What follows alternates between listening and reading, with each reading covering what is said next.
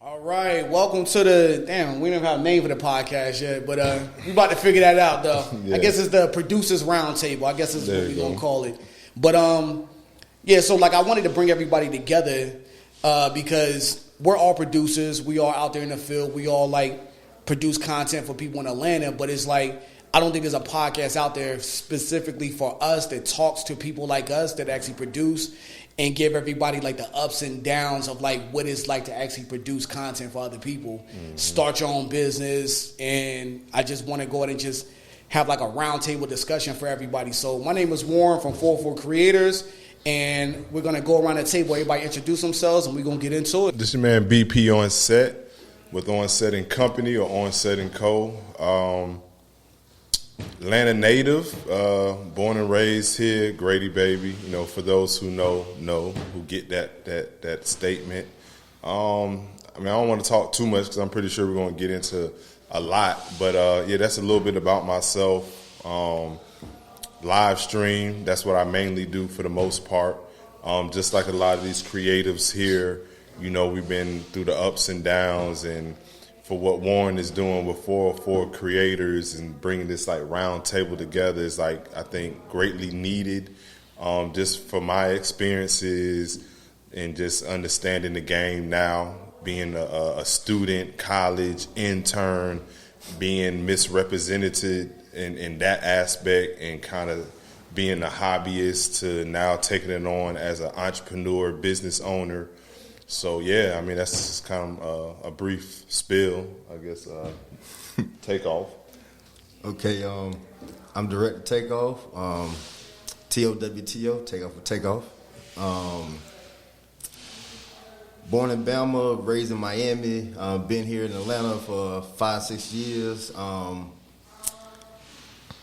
here for the film, but music videos open up the doors to where I could stand and network and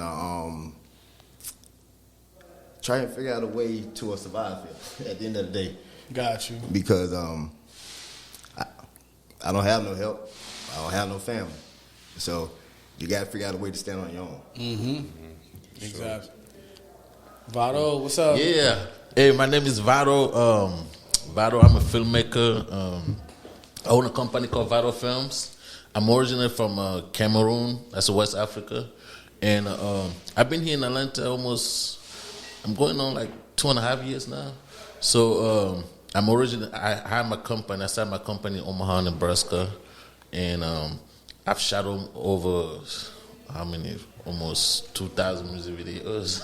Wow. Yes. So, like, I'm glad everybody, like, came together. So, let's go around the table. Like, I want to talk about, like, everybody's specialty. Like, because you said, like, you're multimedia, like, so you got your hands on everything. Yes. Do you feel like you need to actually niche down to, like, one thing, or do you feel comfortable with just kind of just taking on any type of projects? You got to touch on everything. Because, like I said, they would say to be rich, you gotta have 7 hustles. You know what I'm saying? So if you can do graphics, you can do video. Sometimes the video get low.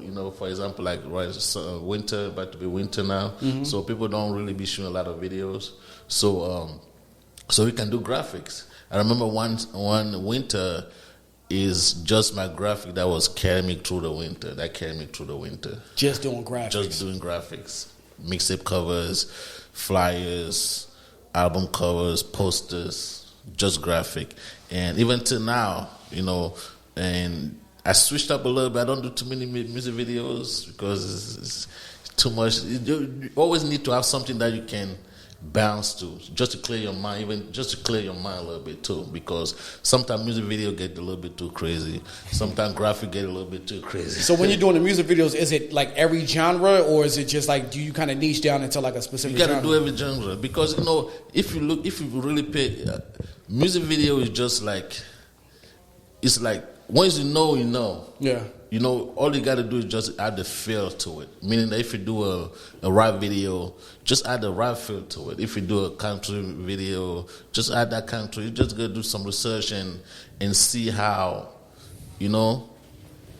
but you don't just limit yourself on just one genre. Yeah. If you're in there for business, because at the end of the day, it's about business. It's about diversify your portfolio and be able to get any type of customer that you want. You got to do weddings. You got to do films. You got to do YouTube series. You got to do all that stuff because at the end of the day, it's about capturing the moment. Right. If you can capture a film, you can capture a wedding. Yeah. You know, if you can capture a wedding, you can capture a YouTube series. You know, there's no limitation. So do you feel like do you have a specialty, or do you kind of just be like, yo, I'll do anything? I'm not doing anything. I ain't touching no weddings. No, weddings like the main thing that I would not touch. Cause one that involves a team it's a sensitive job. Yeah. So there is no room for errors. Not that I'm used to doing errors, right? Making errors, but I know that I'm not dealing with the husband. I'm dealing with the potential wife. Right. So like it's all about her. So and she'll be very particular about what she wants. So, yeah, as she should be. But yeah. I leave the headache for somebody else. Right. Take that deal. But I like to focus on certain type of tasks that will bring value towards the project itself. So I'm always focusing on the project itself. So I'm a colorist. I'm an editor first, but I love the color grade because I want to set that mood. I want to set that vibe. And I want to give you that polished look. But music videos, yeah, I started out there and it got crazy. You get sucked in there, and I find myself this year, the last 2 years, to be honest, just restructuring myself and doing less and less music videos. I don't have a problem saying no. Not that I don't like your music, I don't want to mess with you. It's just I done it. Like I'm bored. Right. I get bored easy, and I got to switch gears. Yeah. So film, I don't get bored because it switch up. Not that we shooting the same type of film. It's like I'm dealing with different people, different locations, different environment, different cultures. So I don't get bored doing that. Got you. So what about you? Like I know you the live stream king, but like would you say like that's your niche? Like have you found your groove? Yeah, I would say so. I know when I first got in the game, see, my background is advertising, marketing, and branding. So I got my BFA in advertising from the Art Institute back in like 2016. Okay. So going to that school, I had the opportunity to sit with graphic designers, illustrators, photographers, videographers, and even fashion design. But my whole idea was just advertising, marketing, and branding, how to put the product, brand, or service in the marketplace. But because I'm around all these different type of majors or whatever, I just kind of picked up on, everything. And from there, I started off in the club. I mean, my first camera was a T3i. And, it was Facebook, but it was no like big social media, type of conglomerate. It was no Twitter. It was no IG, no Snapchat, you know what I mean? So you was kind of still limited, if you had 1080p, you was shooting something back then, right? So now, fast forward, I just took everything that I've learned, and due to, honestly, COVID, because COVID's really been the reason why I pivoted into live stream, because I was at the crossroads. It's like, damn, what do I want to do? And I was a brand ambassador representing Fortune 500 companies, traveling the country, representing Ford, Chevrolet, Hyundai, Essential Water, a whole list of them. And then all those contracts ended. And then it was like, damn, you know what I'm saying? I had everything lined up for 6 months, making good bread, contracts gone. Then I had like one of those epiphany moments where it was like, live stream. I was like, live stream? And then I just got into it. But all the skills that I've learned previous to that moment, it all coexists. So I know my issue was in school was my teacher was like, Brian, you need to focus. You need to focus. Like you need to, you're a hybrid. You like to do all these things. And there's nothing wrong with that. But now I truly, honestly would say that I found that niche, that arrowhead, that spearhead where it's like, I'm going to focus with live stream, let that get me in the door.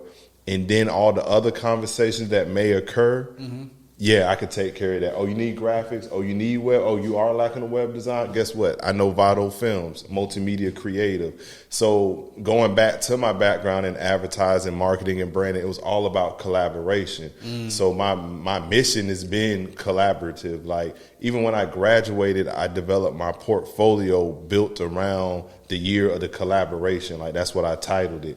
And everything in my portfolio, I had fashion design, I had graphic design artists, I had photographers, videographers, all compiled into this portfolio. You know what I'm saying? And moving forward, yeah, it's just like live stream. Like, that's all I want to focus on. Like, and live stream is nothing but production, but just a video production with a press of a button, me going live. Right. So depending on the conversation, doing the consultation with the client, finding out what their needs are. They may say they want live stream, but after speaking with them, you know, or finding out their venue can't support it, then I'll just shoot the video or shoot the content, produce it, then give it to you, and then we can upload it as if it was a live stream. Gotcha. So it just varies. So that's one thing I learned from you too. Was a piece of software that you told me about. It's just like you can upload it to like IG or whatever. Because I didn't think you can like live stream on IG without just going straight through your phone. Yep. But it's like now you can upload it as if it's a live stream. I'm like, yo, that's gonna change the game right there. Don't tell nobody.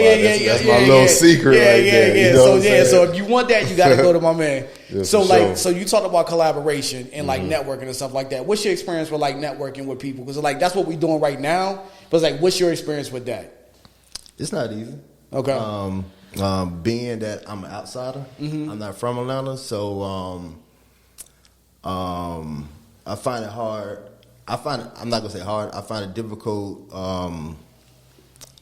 to find quality workers that actually understand the equipment itself versus just know how to use the equipment.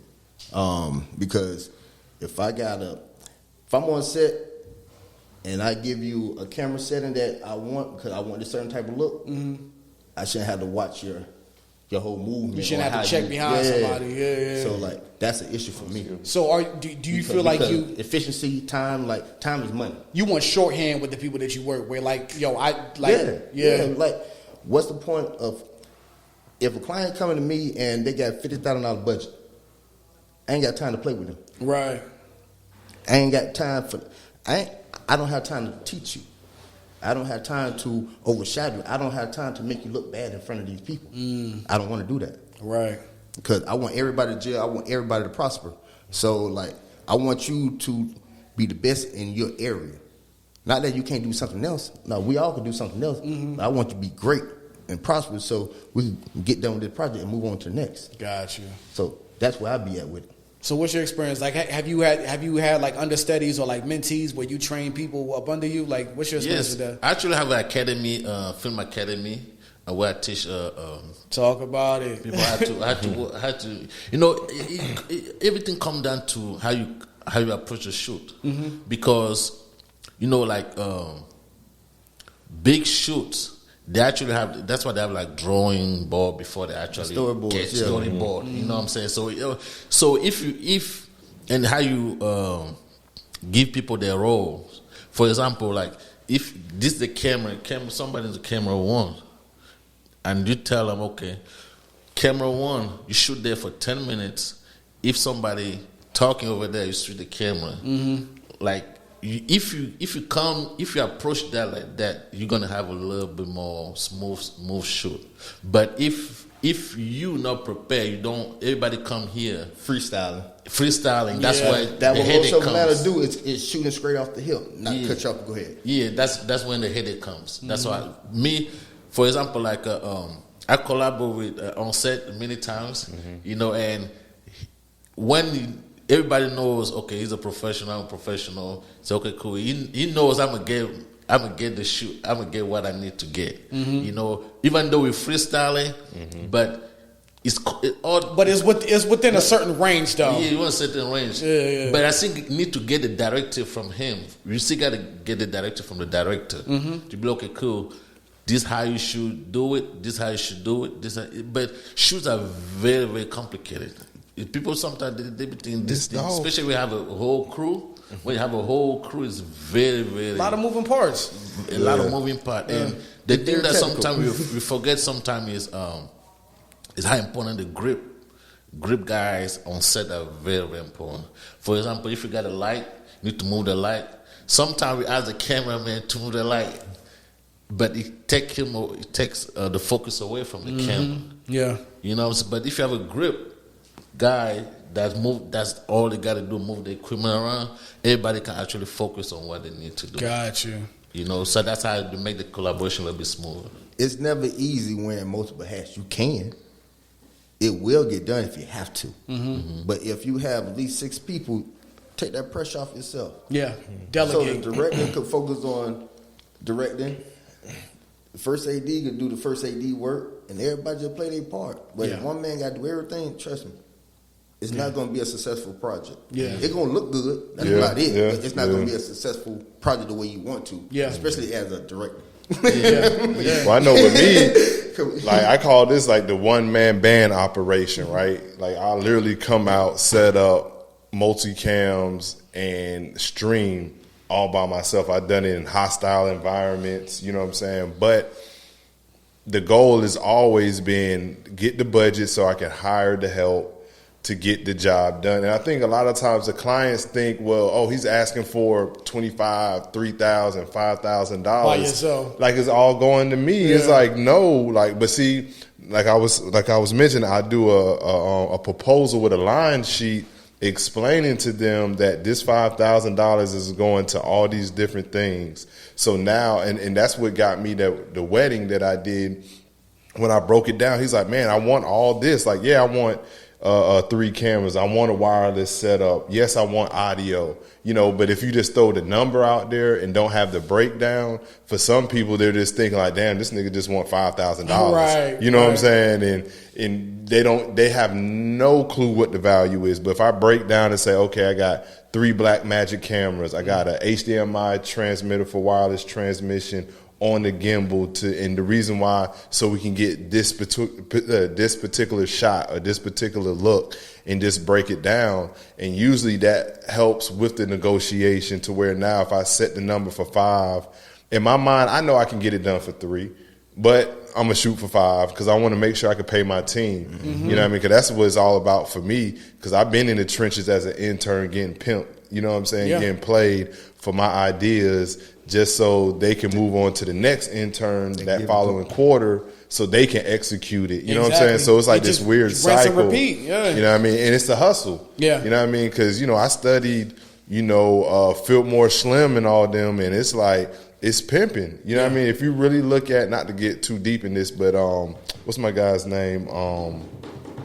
Iceberg Slim. I don't know if you guys ever read the books or listened to the audio books, but I think as people, period, black men, creators, whatever, that's some literature that we should listen to because it breaks down the whole cycle of the game from corporate Fortune 500 to being a college intern student, you know what I mean, to being in the space where I'm at now is like somebody's going to be the pimp and someone's going to get pimped. You know what I mean? And you just kind of got to know where you want to fit in the game. And then going back to what Vado was saying, having the knowledge. Yeah. You know, so you know you can't get pimped. Yeah. Because why? You got knowledge. And see, knowledge is so important because it's like right now, like I'm in a phase right now where, like, just like you were saying, I was a one-man band. Like I pulled up, like when I see you had like your cases or whatever, I was like, that's a good idea. So I started incorporating a lot of ideas that I've seen a lot of creatives doing, especially the ones by themselves. So since I'm mobile, mostly mobile, I need to make it as convenient as possible. Yep. Seamless. Yep. And make it as seamless as possible. And then being a one-man band, like it's good to a certain extent. But when you start getting those bigger jobs, you want to make sure that you got people to fill certain roles. And that's what I want. Like, that's when I actually started training. And like Mo, like she's my co-producer right now. She's amazing. It's like, I want to like get anybody that I train to a certain point where they know my system inside and out. And I just want them to be able to just fill in those roles. And I want to make sure people are not dependent on me. Like if you learn if you learn my system, you move on and do something else. Hopefully I can get you to a point and we have such a good relationship that you're not staying because you need me. You're staying because we work so well together. So I don't care if somebody learns my whole system. You come up under me and learn my whole system. We develop such a good relationship. You're going to stay regardless because we work well together. And I want Mo to know everything that I know. I want my other homeboy, like Aaron, to know everything I know. We're going to work well together. We're going to make so much money together. And we're going to work so well together that you're not going to learn my system and just run off with the sauce. You're going to stay right here, and we are going to work. Even if they do run off with the sauce, they're going to come back because they paying it forward plays a major part. Yeah. So even if somebody do learn something from me, I know later on, if I need them, I can make a phone call. Yeah. Before I ask $1 from somebody, I'll volunteer my service. I pretty much work my way in. It works for me. It works for me. Yeah. I never ask for something if I know that they have something that I need. Yeah. Find a way to provide value for them. Yeah, in you gotta have exchange value. for that. Yeah. Definitely gotta have that value. You know, as you grow into the business, you quickly learn how to. Because the problem that I've seen a lot of directors, a lot of people that take on the job is because we're so used to work by ourselves, to be a one-man band. It's hard to Even work though by we others. have 10 people, we still want to do everything. Everything, But we yeah. have to We don't learn know how to to let go, We but- got to let go. We have to have You trusted gotta people let in a it certain go. position. We don't need a lot of people. We need a certain people in certain positions where, okay, I just need to talk to this one person, then he can deal with everybody else. If we don't have that one person, Like a command structure. it's Like our baby. Yeah. Like when we so used to it, and then like bringing in new people. Like I know you're professional. I know you're good at what you do, but I just don't trust you yet. Just to give you this a task. You know, when it comes to that, right? You know, because video is not random stuff. For example, like it's motion. For example, if you want to shoot this mic, if you want to, I'm gonna do like a 360, right? So if somebody can do a 360, it doesn't matter who doing or not, because sometimes we think that somebody had to come on and say be creative. You know what I'm saying? Like when you come on and say you already know, okay, I'm gonna do a shoot where I'm gonna shoot this 360.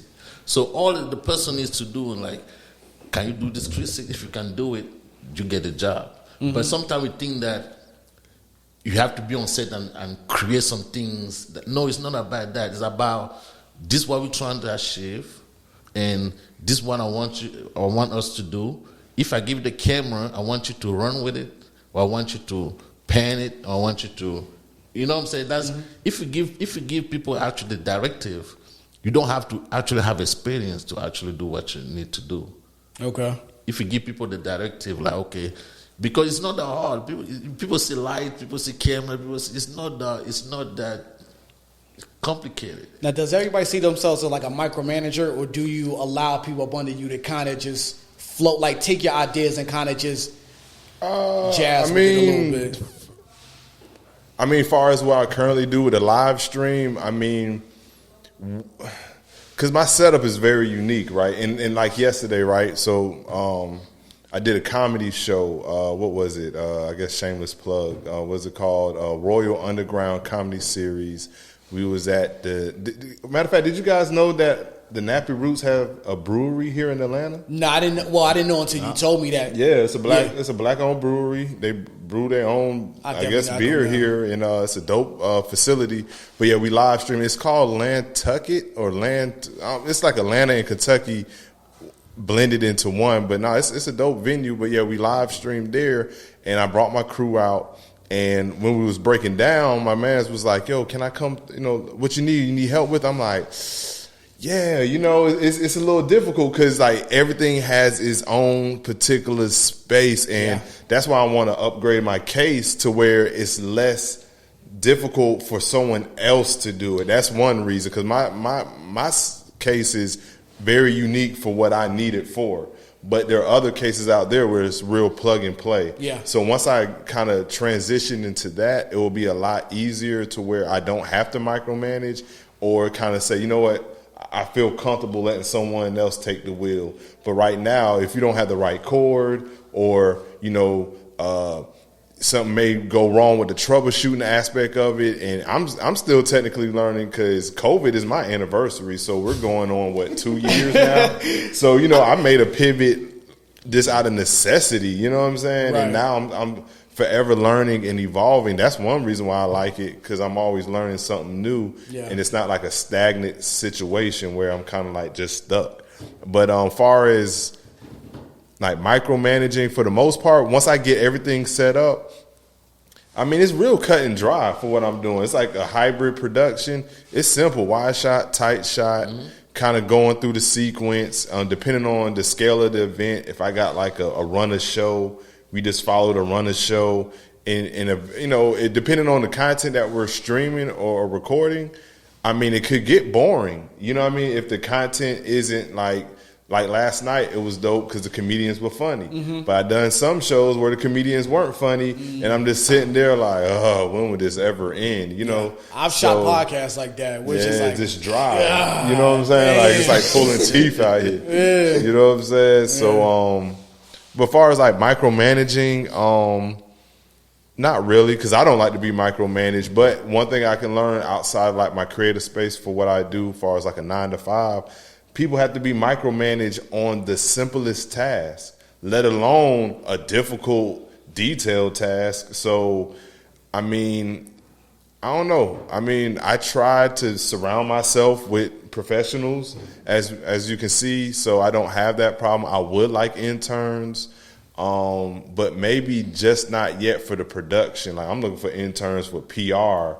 and publicists, Gotcha. like somebody that can say how dope, On Set and Co is and what we got going on. But yeah, I don't feel the need to, because I don't hire or commission help that needs to be micromanaged. Like I try to avoid that. Like if I say, hey, take off, hey Vado, this is what I got going on, we'll have the conversation, maybe draft out an email breaking it down, and then the day of the shoot, go over it again, and I can just let them do it. And then if I see something that we need to pivot or call an audible, it's like, yo, Vado, this is what we need to do. Like we did the TEDx Buckhead at the Fox Theater. We made a couple little pivots, audibles. But that's there. a short conversation. But he's not a rookie. Right. He's well polished. Yeah. He's well seasoned. We've worked together countless projects, so I already know what to expect. That's why I call these guys a lot of times to get these things done, because I know it can get done. You know what I mean? Like without a doubt. But but going back to the academy, right? That's why you develop these academies or these programs where you can teach and train them to kind of, like you said with your staff, right? You're teaching them your way, the 404 creators way. If I give me some interns, I'm going to teach them the on-set way. Yeah. You got your interns, you're going to teach them the Vado. Yeah. Same thing with Takeoff. You know what I mean? teach everybody how to be independent. I mean, and as you should. But micromanage, like, nah, I don't want nobody to micromanage me. Like, why you on my shoulder? Let me mess up. Let me fall so I can learn. Yeah. Like, that's the only way a person can learn. Like, once you see a person you see them stumbling, you show them whoop whoop, and then you take a step back, and then you watch them do it right, and then you can walk off. Like, but you want to put them in a position where you got a $50,000 client. Nah. You'll put them on the grunt work, like, yo, I need you to pick up a light, or not grunt, but I would restructure the situation so quick. That's what I'm saying. Ideally, you'll be like, oh, let me hire Brian, or let me holler at Vado to take care of this. People that I can depend on, that I know that's going to do the job, so I don't have to micromanage. So if I do have to have a team full of people who never filmed before, that's not an issue either. Right. Because I'm gonna figure out what they're great at. That's first thing first. So I'm not gonna put them in a position of where they're gonna fall, they're not happy, they're not comfortable doing this job. What you good at? What you like doing in film? Right. It's just the first question that I might ask. So I know exactly how to place you. So when you're comfortable, and then I get the best out of you. Yeah. I don't feel like I'm a micromanager per se, but I do have a certain system in place. Like just like y'all see, like all the microphone cables are color coded. Like I want to have a system in place where it's like I can tell somebody, okay, the red cord goes in this slot, the blue one goes in that one, the green one goes in that one. Just something simple like that. Like I don't think podcast producing is actually a complicated thing. It's just a lot of moving parts depending on how complicated you want it to be, like how extensive you want it to be. But for the most part, you can do it the same way every single time. Yeah. Be a little bit creative, but for the most part, if you're training people, you want to make sure that you have a system and you do it the same way every single time, so that you can so that you can know when somebody's not doing it the right way. Well, technically, that's what you're supposed to have. So going back to like streaming and everything I've done, I had an opportunity to sit down and stream for some dope people that the content was relevant to building business, right? Dealing with like people that help build business credit and how to structure business. And that's one thing that they mentioned was every business you need to have like a set way, a SOP, standard operating procedure. There we go. Yep, standard operation procedure to where kind of like if you get sick or whatever, you can't do it, you could pass it along to Mo, and they understand this, and it's a part of like the position where every person that works under the 404 creators goes by this, and that's something that I need myself, but I don't know, like you said, it's still my baby, so it's like, how do I just give it up like that, especially when I know I got a special needs baby, right? Yeah. Like it needs certain attention. You know what I'm saying? A regular schedule, certain things put in place. And it's just like I'm not willing to like step away all the way to like, okay, this is you all like, but at the same time, it's just like I want to be able to like, I can't do this job. Like I got somebody trying to book me on this day and somebody trying to book me at the same exact time over on the other side of town. Can Mo do it? And I know she knows how to do it. And if she wants to color outside the lines and kind of just have it her own way, she has the fundamentals down. Yeah, exactly. Aaron, he got the fundamentals. You want to be creative and do different things, or you want to plug it in or have the camera set up and good, do that, but you know that this core goes into that and that, and you can technical part, all the technical aspects. The creative, I give you a little wiggle room, but the technical is like you need to have that down pat, because that's the difference of a great production or a subpar production. Yeah, for me, when it comes to micromanagement, like for me, as long as you show up, that's all I care about. Because people, video is still it's still a contact. You have to be physically there to shoot. Right. It's not like there's no wireless we can be at home and shoot. For me, like I've done this for so long, and which are the problem, like people don't show up. And it's very big. People that work up under you don't show up? Like people, just like what people can call in, people like excuses and all that stuff, people don't show up. But as long as you show up, that's all for me. As long as you show and you can take a directive, that's it. That's pretty much it. Because I've had some people on set that never maybe held a camera that I asked, like, hey, can you help me with the camera? Can you just pan this when this person is talking? Pan that. Right. They never had like experience or nothing, but. All they had to do is just like turn the camera. Yeah, just small stuff. Yeah, small stuff. Lighting. Or small stuff. For me, when it comes to micro, I've done it for so long that any help is good. Okay. Any help is good. What I'm saying? Are you going to go crazy? What I'm saying? Any help, the more people I got on set, the better for me. Yeah, and I think for me, like, one of the biggest things is like, one of the reasons why I started training is just like, I want to have somebody just to talk shop with. You know what I'm saying? Just to, because my wife is like she's like my silent partner, but she don't care about any of this stuff, though. I mean, to be honest, I want to get to that too. Family, she really don't care. Like she's like, I could tell a story, and she's like, and she's like, I can see her eyes glazing over. But she's so patient when I'm just running my mouth or whatever. But I want to be able to talk to somebody, be like, yo, on set, that was crazy what we went to, like what we went over and like what happened, or whatever. Just to be able to talk shop with somebody is a huge thing for me. Yeah. Like when you talk about this is like it's like a foreign language to them. Yeah, it is. Some they want to brag about how your shoe was, but they don't want to. Some they don't want to hear none of that. It goes right over their head. They happy for you. They proud of you, but they have no She don't no know what I'm knowledge talking of about. what's going on. Yeah. That happened to me a lot. Sometimes, hey, remember, you see that shot?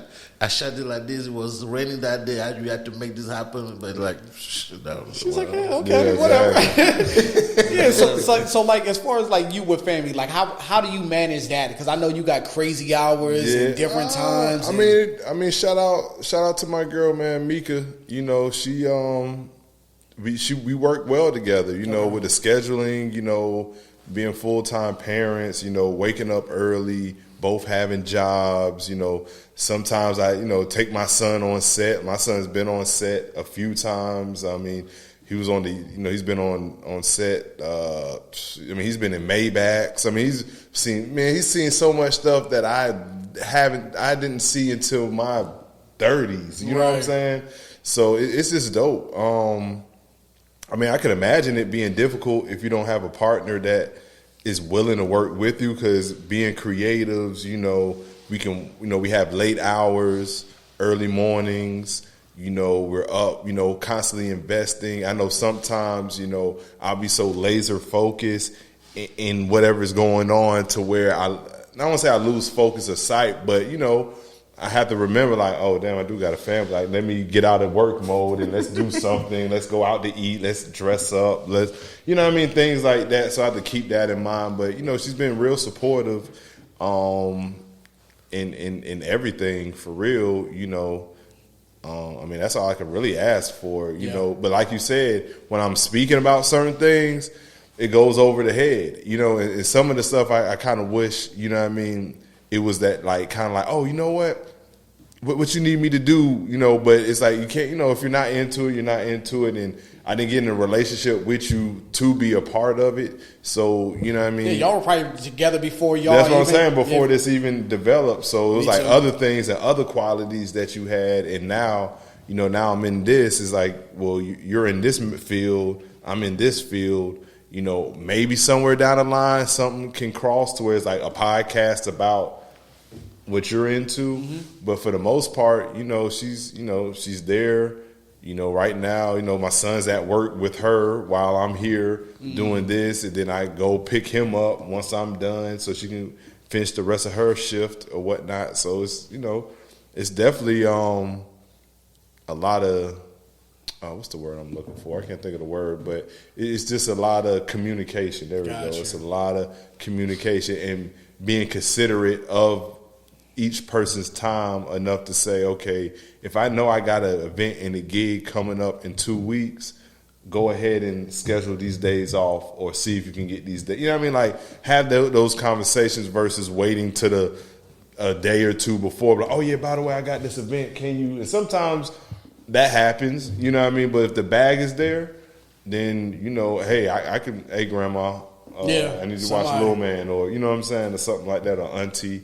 You know what I mean? But the budget got to be there. Yeah. You know what I mean? And then I like to do events that are somewhat kid-friendly, because if I ever have to bring my child, I know he'll be in a safe environment. You know what I mean? But, yeah, the family thing, it's I mean, I love it. I mean, it's just dope, because I know I could probably pass it along to him, too, as well. That's another You know what I thing. mean? So like for you, like what's it like managing your outside life with your creative life? Do you feel like you got a good balance? I balance it well because I have no issue, have no lady, have no kids. Right. So this is your There life. you go. Like, This yeah. is my life. Yeah. No, I made a sacrifice. I want to focus on the career versus focusing on the family. Mm-hmm. I watched my mama struggle, so like I ain't want to go through that. I ain't want to have to work 2-3 jobs. If I do work 2-3 jobs, I don't have no kids. Mm-hmm. So I can focus on what I need to focus on, and then when I do get in that situation, it won't be an issue. Got you. What about your balance? It's very tough. Very tough. I've lost so many relationships because of this. It's very tough because trust me, like there's no just like entrepreneurship. Yeah. You have to be up at night, long hours. Video take time. Video production takes time. Rendering. It's not like music where engineer 1 hour you can just switch things. Video, it it's Time too consuming. much time. I've lost so many relationships. Because of that. Now I'm trying to put my kids more into it. My son, I'm trying to get him more involved to it, and so it could help me a lot. Okay. Because it's a lonely game, very lonely. Because people don't know. Nobody want to sit in front of the computer all day editing videos. Yeah. Nobody when people are outside, especially in the summertime. As an editor, you got to be in front of your computer, and it's audio and video. So you can't be on the phone because you have to listen to either music, and you can't be distracted because you have to watch what you're saying. Yeah. So sometimes you could be in a room with everybody, but you just focus on your computer. And some people might not like it. They might think that you're ignoring them, but that's just how the game goes. Yeah. That's how you feel. That's how you make your money, by being focused on. You still have to be creative. You still have to be creative. Yeah. They get mad when they get done with their 8 hours. I 8 hours don't stop. Yeah. Because go on set. If you start and finish, you would not be in a relationship. If you have to start and finish, you have to create the project, shoot the project, and edit the project. Yeah. No relationships. Yeah. It's a lot. It's a lot because there is no time. Yeah. There is no time. Like you're not gonna pay your bills, or you're not gonna have a girlfriend. Yeah. Because it's like me. Like I'm in a situation right now where I still have my 9 to 5, so that's like my main, source of money. That's my main source of income. So I'm in that point where like I'm working to transition out of my 9 to 5. So I don't really depend on like the money that I make from video production, but I'm actually getting to the point where, okay, I can see how much money I need to make, how many productions I need to do per week, per year, per month in order for me to transition out of my 9 to 5 to get to the point where I'm losing money by actually going into work. And I'm almost there, but it's a balance, trying to balance a 9 to 5, your relationship at home, and then producing at the same time. So you really had to kind of juggle all three of those things. When you jump in, something gotta give. Like you're gonna lose everything by trying to grab everything at the same time. Yeah. So what you gotta do is, especially just like any entrepreneurship, when you go from your 9 to 5 to like this only thing I do, expect some turbulence, meaning that First 5 expect to years. lose a lot of stuff. Yeah. First 5 years is gonna be your roughest time, especially when you leaving your 9 to 5 and then you're going all in into your passion. Oh yeah, it's gonna be hell. Yeah, you gotta lose a lot. But you know what I've learned, that you still, it's like a lot of people scared to jump, but you have to jump. You have to let one go. And now, when I let one go, you have to let one go, but don't be afraid to go back just in case. Yeah, and so and I guess that like you can't just like leave your 9 to 5. Like, man, fuck y'all, I'm out of there. You can't just you have to kind of like learn how to transition like with grace and like actually lead the right way and kind of just leave like a bridge to be able to come back. That's something once I leave, I wouldn't want to come back, but you got to learn how to transition the right way. But if you have a plan, they always say if you have a plan B, you're always gonna go back to plan B. Yeah. So we got to jump. Yeah. Meaning that jump. We know if you think, we're thinking about, okay, if something go back, I'm gonna go back. You're always gonna go back. Yeah, and You see what one I'm thing saying? like during Once you COVID, second guess, it definitely gonna happen. COVID kind of showed me that the choice could be made for you. Like I'm scared to like transition out of my 9 to 5, but I've seen people right next to me get laid off. So it's like it could happen either way. COVID just equal out the playing field. Because nobody better than nobody when everybody's broke. When everybody broke, this is the time for the underdogs to come up. Because everybody home. Yeah. So nobody making money. Everybody got all the time to study or create. People who are working 9 to 5 got into the streets. People that was in the streets got into the corporate world. Yeah. So it's like you can't say what you won't do. Put yourself in the situation. I promise you. I start seeing a lot of people want to be creatives during COVID because I remember like You don't have a choice. Everybody had the same idea I had. Like when COVID hit, and I was like, yeah, I'm gonna start a podcast and start. Microphones are sold out, audio interfaces are sold out, XLR like cables, everything was sold out because a lot of people had the same idea. And there's still a lot of people, like, not knocking anybody, but there's a lot of people out there that got podcasts and like started buying cameras. You're gonna start seeing a lot of shit for sale because people are just.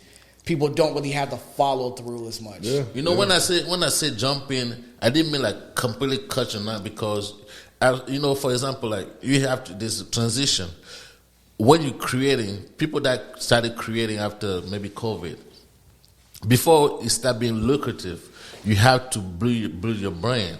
Meaning that if you can go 9 to 5 from 6 or 7 o'clock to 9 p.m., that's when you start creating. You know, because people sometimes think that when I start creating, that's when I'm gonna start making money. No, you have like you can create for years and don't make no before money. you start making money. So you gotta learn. You gotta be comfortable creating, and when you're done creating, now how do I make money with what I create, or how do I sell?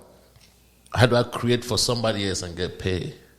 So speaking of like making money, like I'm full disclosure, I'm still in the red right now. I am making money. I am charging for my services, but all the shit that I bought, all the shit that I'm still paying for, all the stuff that I rent from time to time, me trying to pay like the people that work with me, I'm in the red.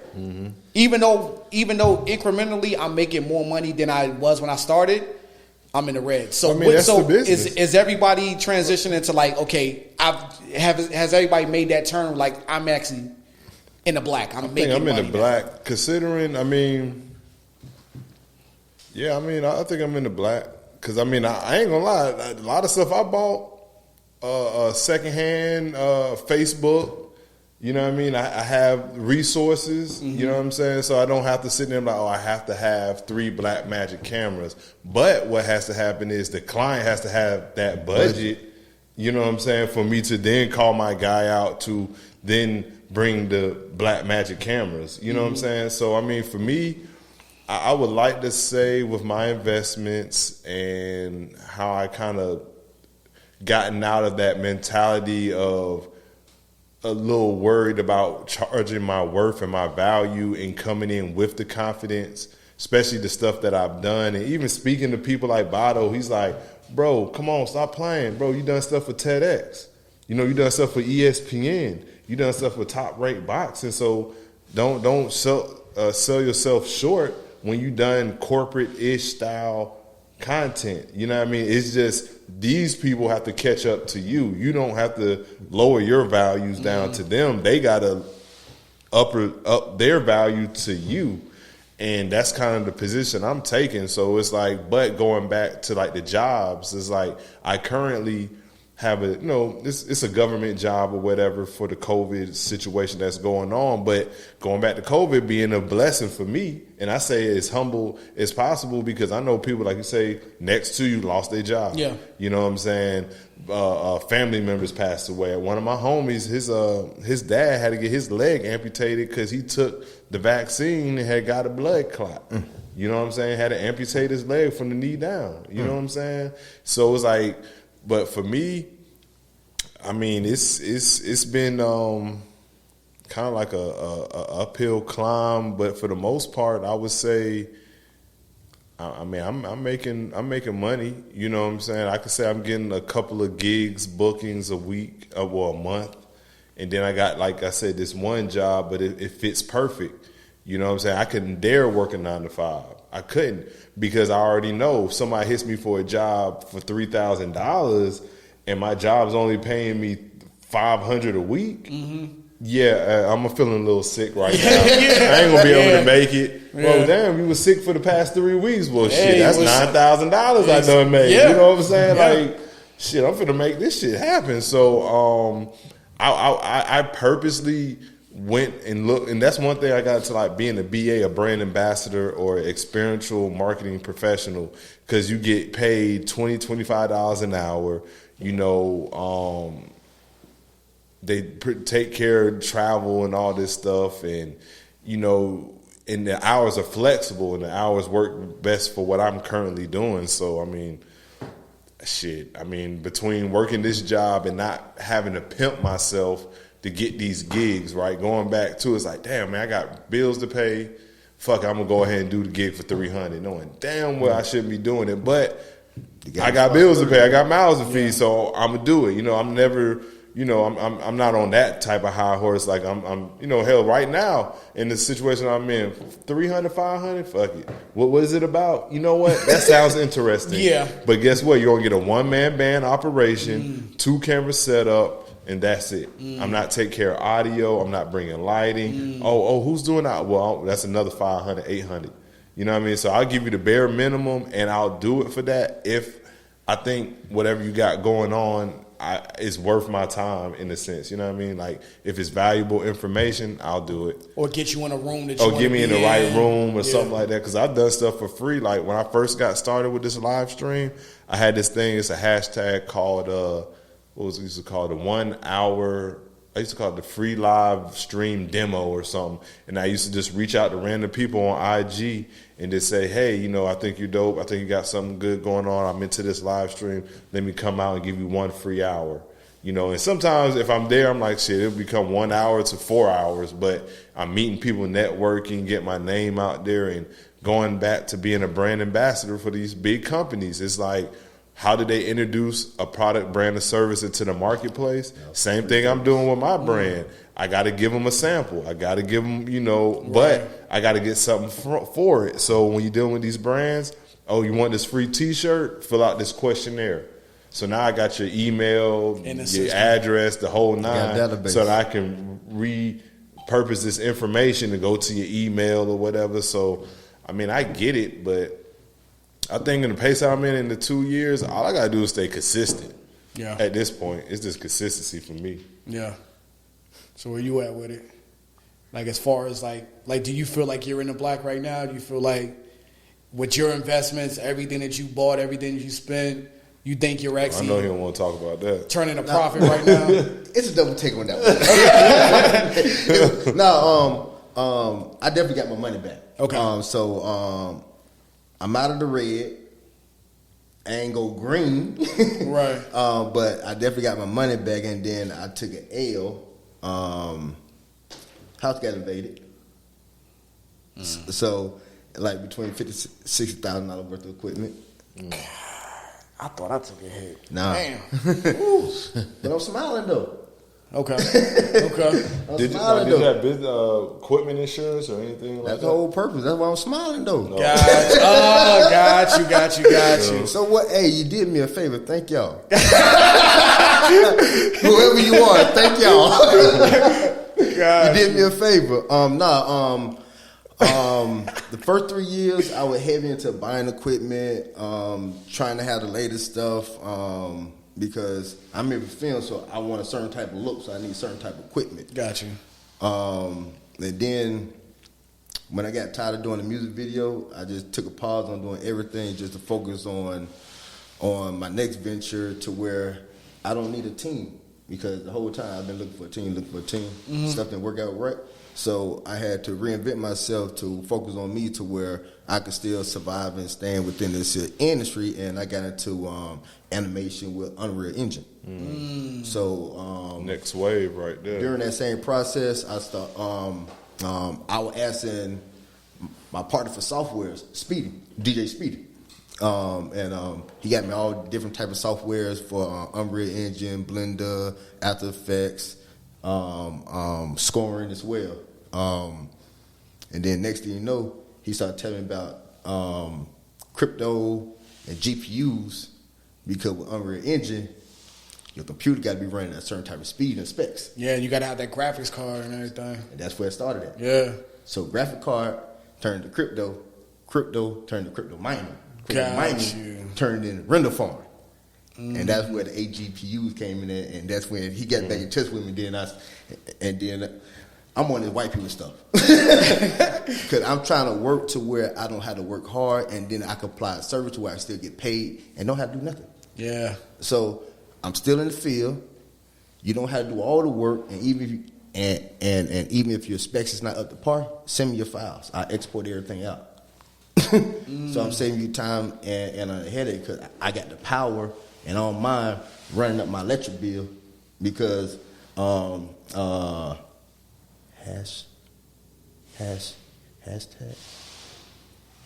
I was pretty much allowing Nice Hash to use my electricity so I can make a profit. Because I would learn at the same time how to do the crypto so I could do the crypto farm to the rental farm so I can learn how to balance out the wave and stuff. But when it come down to crypto, it's just like shooting crap. It's shooting dice. You just got to pay attention. That's how to simplify the way I'm still learning it. Right. That's how I see it as shooting crap. Right. You know good and well, if you stay on that ground too long, you're going to lose. So you got to know when to get in and get out at the end of the day. Yeah. You got to know who got the dice and what type of shooter they are. Just like you're going to get into Ethereum, Bitcoin, et cetera, et cetera. Like you got to know exactly what you're getting yourself into. How much that Bitcoin costs to buy a whole Bitcoin versus a share. Right. So I'm looking at it totally different. So it's like I got out of I'm still in the film, but I want to help others more than versus offering out my service. So I can come in up on your project and just look at it, and then I can tell you exactly what you need to do, and I get up out of the way and get paid.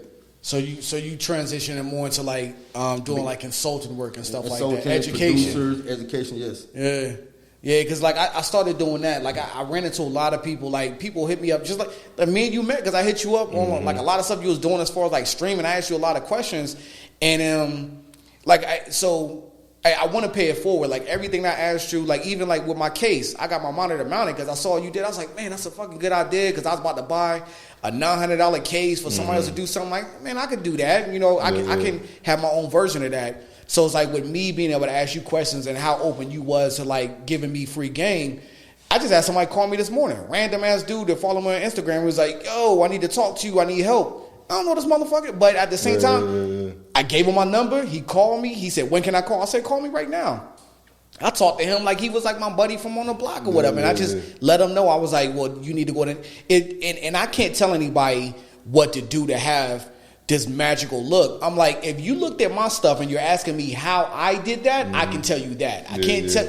I'm not super technical. I can tell you what I did. And if you like my look, I can tell you what I did to get that.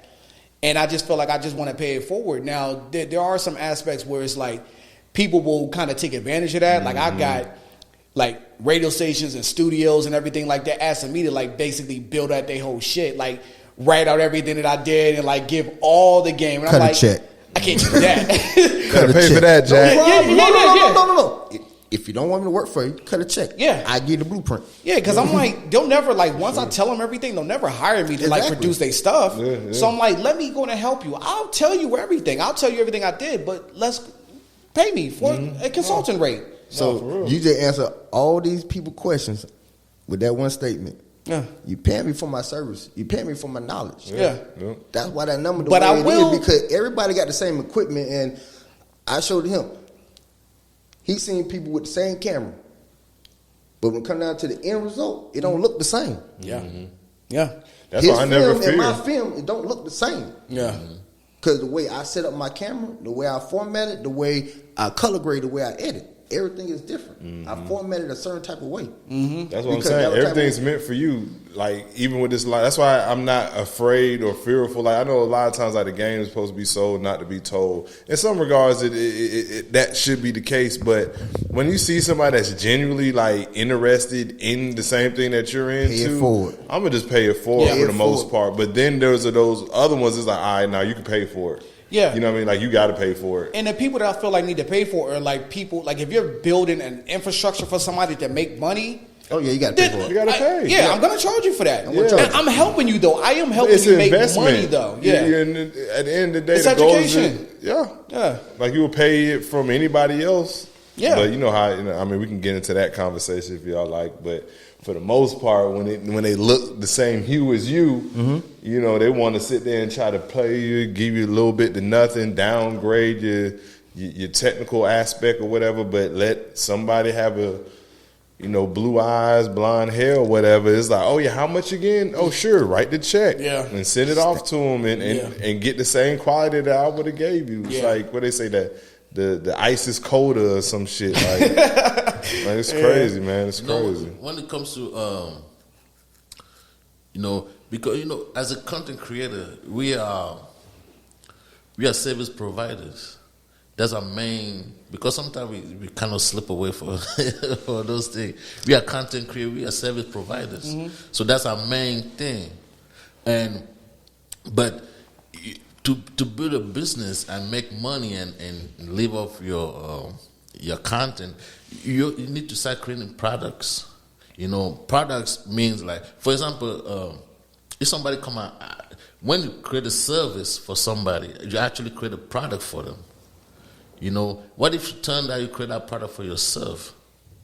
And that become a product. For example, like if somebody asks you, come shoot a movie for me, or come shoot a podcast for me, right? So okay, that's maybe like $2,000 or whatever. So now imagine you create that for yourself, because they're gonna take that and make money with it. You see what I'm saying? Imagine create that for yourself. But you can't shoot yourself. That's the only problem. You can't shoot yourself, because I had that same idea as well. I want to do it for myself just so I could sell my own content in order people could see exactly what you bring to the table. But it's hard to create for yourself. Well, but that's what we're doing right now. Yeah. And so like that's kind of like how I started, because like when I started podcasting, like me and the guys I was podcasting with, this was just supposed to be like, hey, we're going to podcast, we're going to get our views up on YouTube, and all of a sudden we're going to monetize on YouTube, and bam, we're going to start making money. I started realizing that if that ever did happen, which is very rare for people to monetize on YouTube, but if it ever did happen, it would take so long to do it. And I kind of took the shortcut. I'm like, okay, before I can even monetize on YouTube, can I get as good as I can by producing my own content and using that as a proof of concept that I can produce this quality for other people? Yeah, it's like your portfolio. When I was in college, my whole goal was to develop content or develop these different campaigns to have to then show, and that's all it is proof of concept. That's all I had to do. That's why I did all those free demos, to have content to where I got my cell phone out, I'm captioning behind the scenes to then put on social media for then people like yourself to view them like, oh shit, this is dope. I never seen this before. But a lot of it was free, you know what I'm saying, leading up to that moment. But I think that's like it's like necessary, you know what I'm saying? So go ahead. What about to ask? No. I'm saying so like that kind of like brings me into like we are all, just like you say, service providers. We're creating content for so many other people. Do you feel like something's missing because you don't have something of your own? Yeah. Because that's really why I want to do this. Like, I'm giving out everything. It's like, it's going out. That's all I've been since I got in as a service provider. Now it's like, okay, I need to be a content producer. Is there something missing for you because you don't have something that is yours? Something to be proud of that shot of? Yeah. Right. Something that I can say, like, because a lot of stuff that we shoot with folks, do we really want to shoot it? Would you really shoot it on your own? Well, if you wasn't getting paid for it. So right now I'm in a position where I can shoot. Well, some things are better than others, but for the most part, I'm in a position where it's not my main bread and butter, so I can kind of choose the jobs that I want. Like, yeah, I would.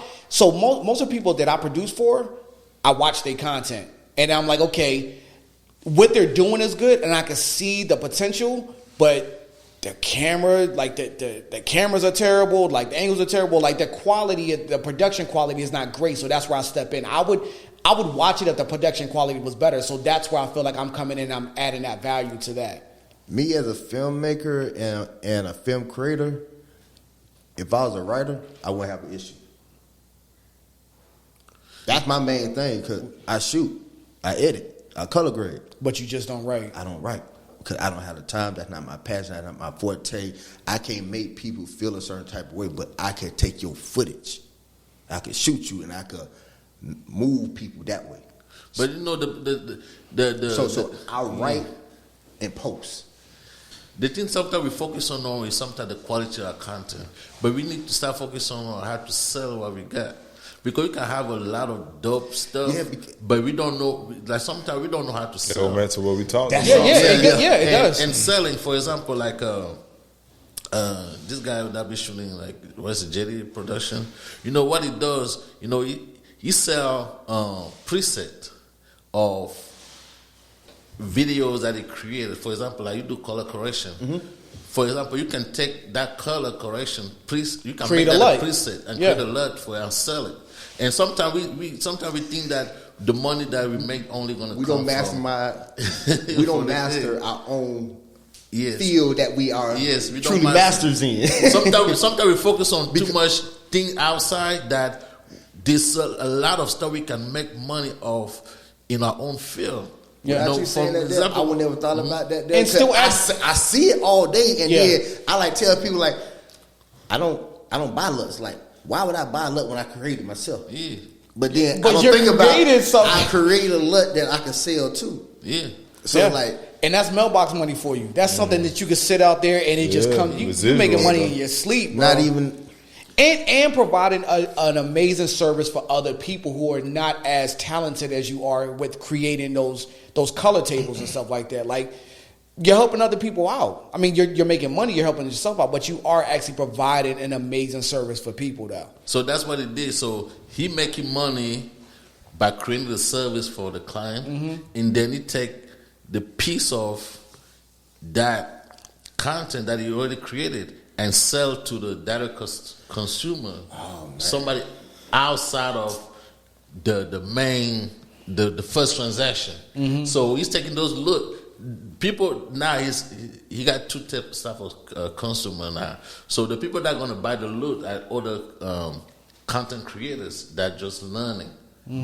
You know, so it's like, but you don't have to recreate again because you already created for the first one. Yeah. So that a lot of people don't know. We got to learn how to sell.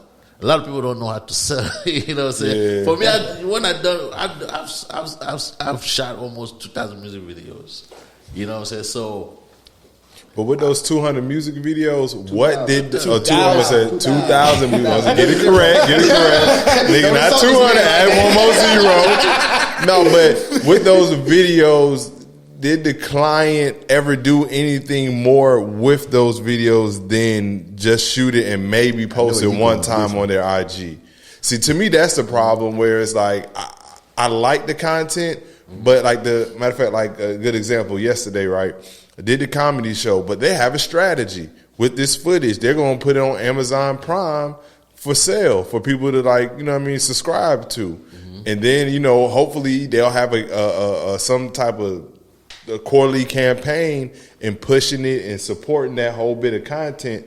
But I hate dealing with clients where it's like, you know, and I don't mind, you know, you pay me $2,000, $2,500, whatever.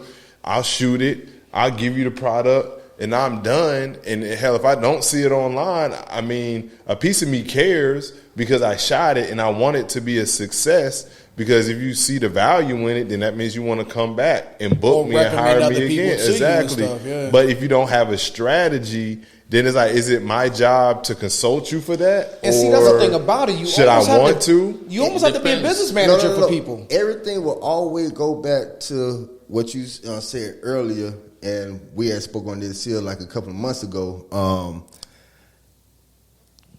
Don't depend on the artist. Like, I had to realize this here myself. The artist really depending on you to have everything laid out for them. But not for the budget. Hold on. Hear me out. No. Because you have a great name in the community for shooting, directing, creating, and if they come across a video that's up there in numbers, they're gonna assume all your projects like that, and then they're gonna want you to put on your page versus they're gonna put on their own page. So if that's the case, monetize. How do you monetize? You pay for the ads, Google ads, Facebook ads, Instagram ads, YouTube ads. All them ads is just like before there was internet. Where did you get all your information from? How did you get informed? Magazines, newspaper, flyers, Ads. ads. That's how you market yourself. Forget them. take care of yourself. If they don't want to make the money off the product, you make your money off your own product. You shot it, they paid you. You monetize it. They want you to put on your page. You're going to eat. But so, like, I don't get too many of those offers. Like, so when I first started shooting before. No, you set it up for yourself and put on your own page, your own YouTube. Well, that's what I'm saying. Like, so my first clients, they was like, okay, you know, because we kind of, I just needed to shoot. I just needed to kind of just get in the repetition of like shooting somebody's podcast. So my first clients, they didn't pay me. We just bartered for services. So like one of them was a producer. She gave me like music that I can use for my other productions. And the other one like created my logo, my amazing logo that I love or whatever. So it's like we bartered for services. And in conjunction with that, they put all the content on their page and I put the content on my page. So we were working to monetize our each individual channels. But then my second client, she was like, I was like trying to do the same thing. And she was like, nah, I'm not comfortable with that. She only wanted it on her page. Because she understands the business structure. Yeah. But yeah, in that aspect. Because did she pay you? Yeah, that's what I She did. So So you're she not got- obligated to put it on your page. Yeah. Gotcha. Yeah. Now, if you voice that in the beginning before you got paid, now that's totally different. Now y'all got to create a contract and then do it. Damn. But you know, like sometimes you got to. Sometimes people come to you just because you can help them navigate the after content. Yeah. You know what I'm saying? Because sometimes we wonder like, why this person keep getting booked? Because he give that little free game that why people keep going. Because if you know how to shoot, if you already know how to create content now, you know how to put that content in the system and get more views and get more stuff.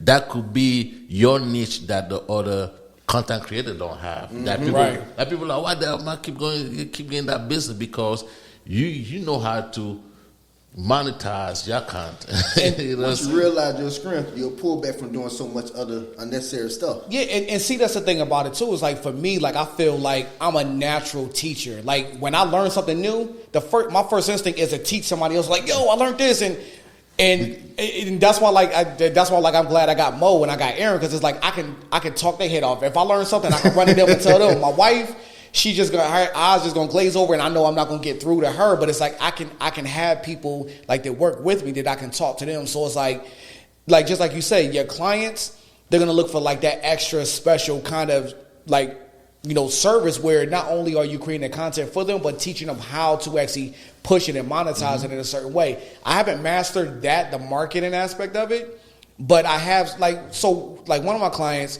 like she was just creating a podcast. She had no way. She didn't even have it on Anchor. She wasn't posting on anywhere else where she can monetize it at all. Like she didn't have it on Apple, Spotify, nothing. And so like I told her how to do that. Like go ahead and at least post it where you can actually start making some type of money.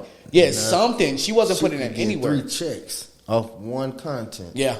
But once you start providing more of a service, like, okay, not only will I help you shoot your content, but I can build an infrastructure for you where you can start putting it in these places and getting it out there. So, yeah, I think that's important. And that's to help people. that could be another source of revenue for you. Yeah. And that's why I keep telling content creators, don't just limit yourself with creating content. Because if you limit yourself, that's only one hustle right there.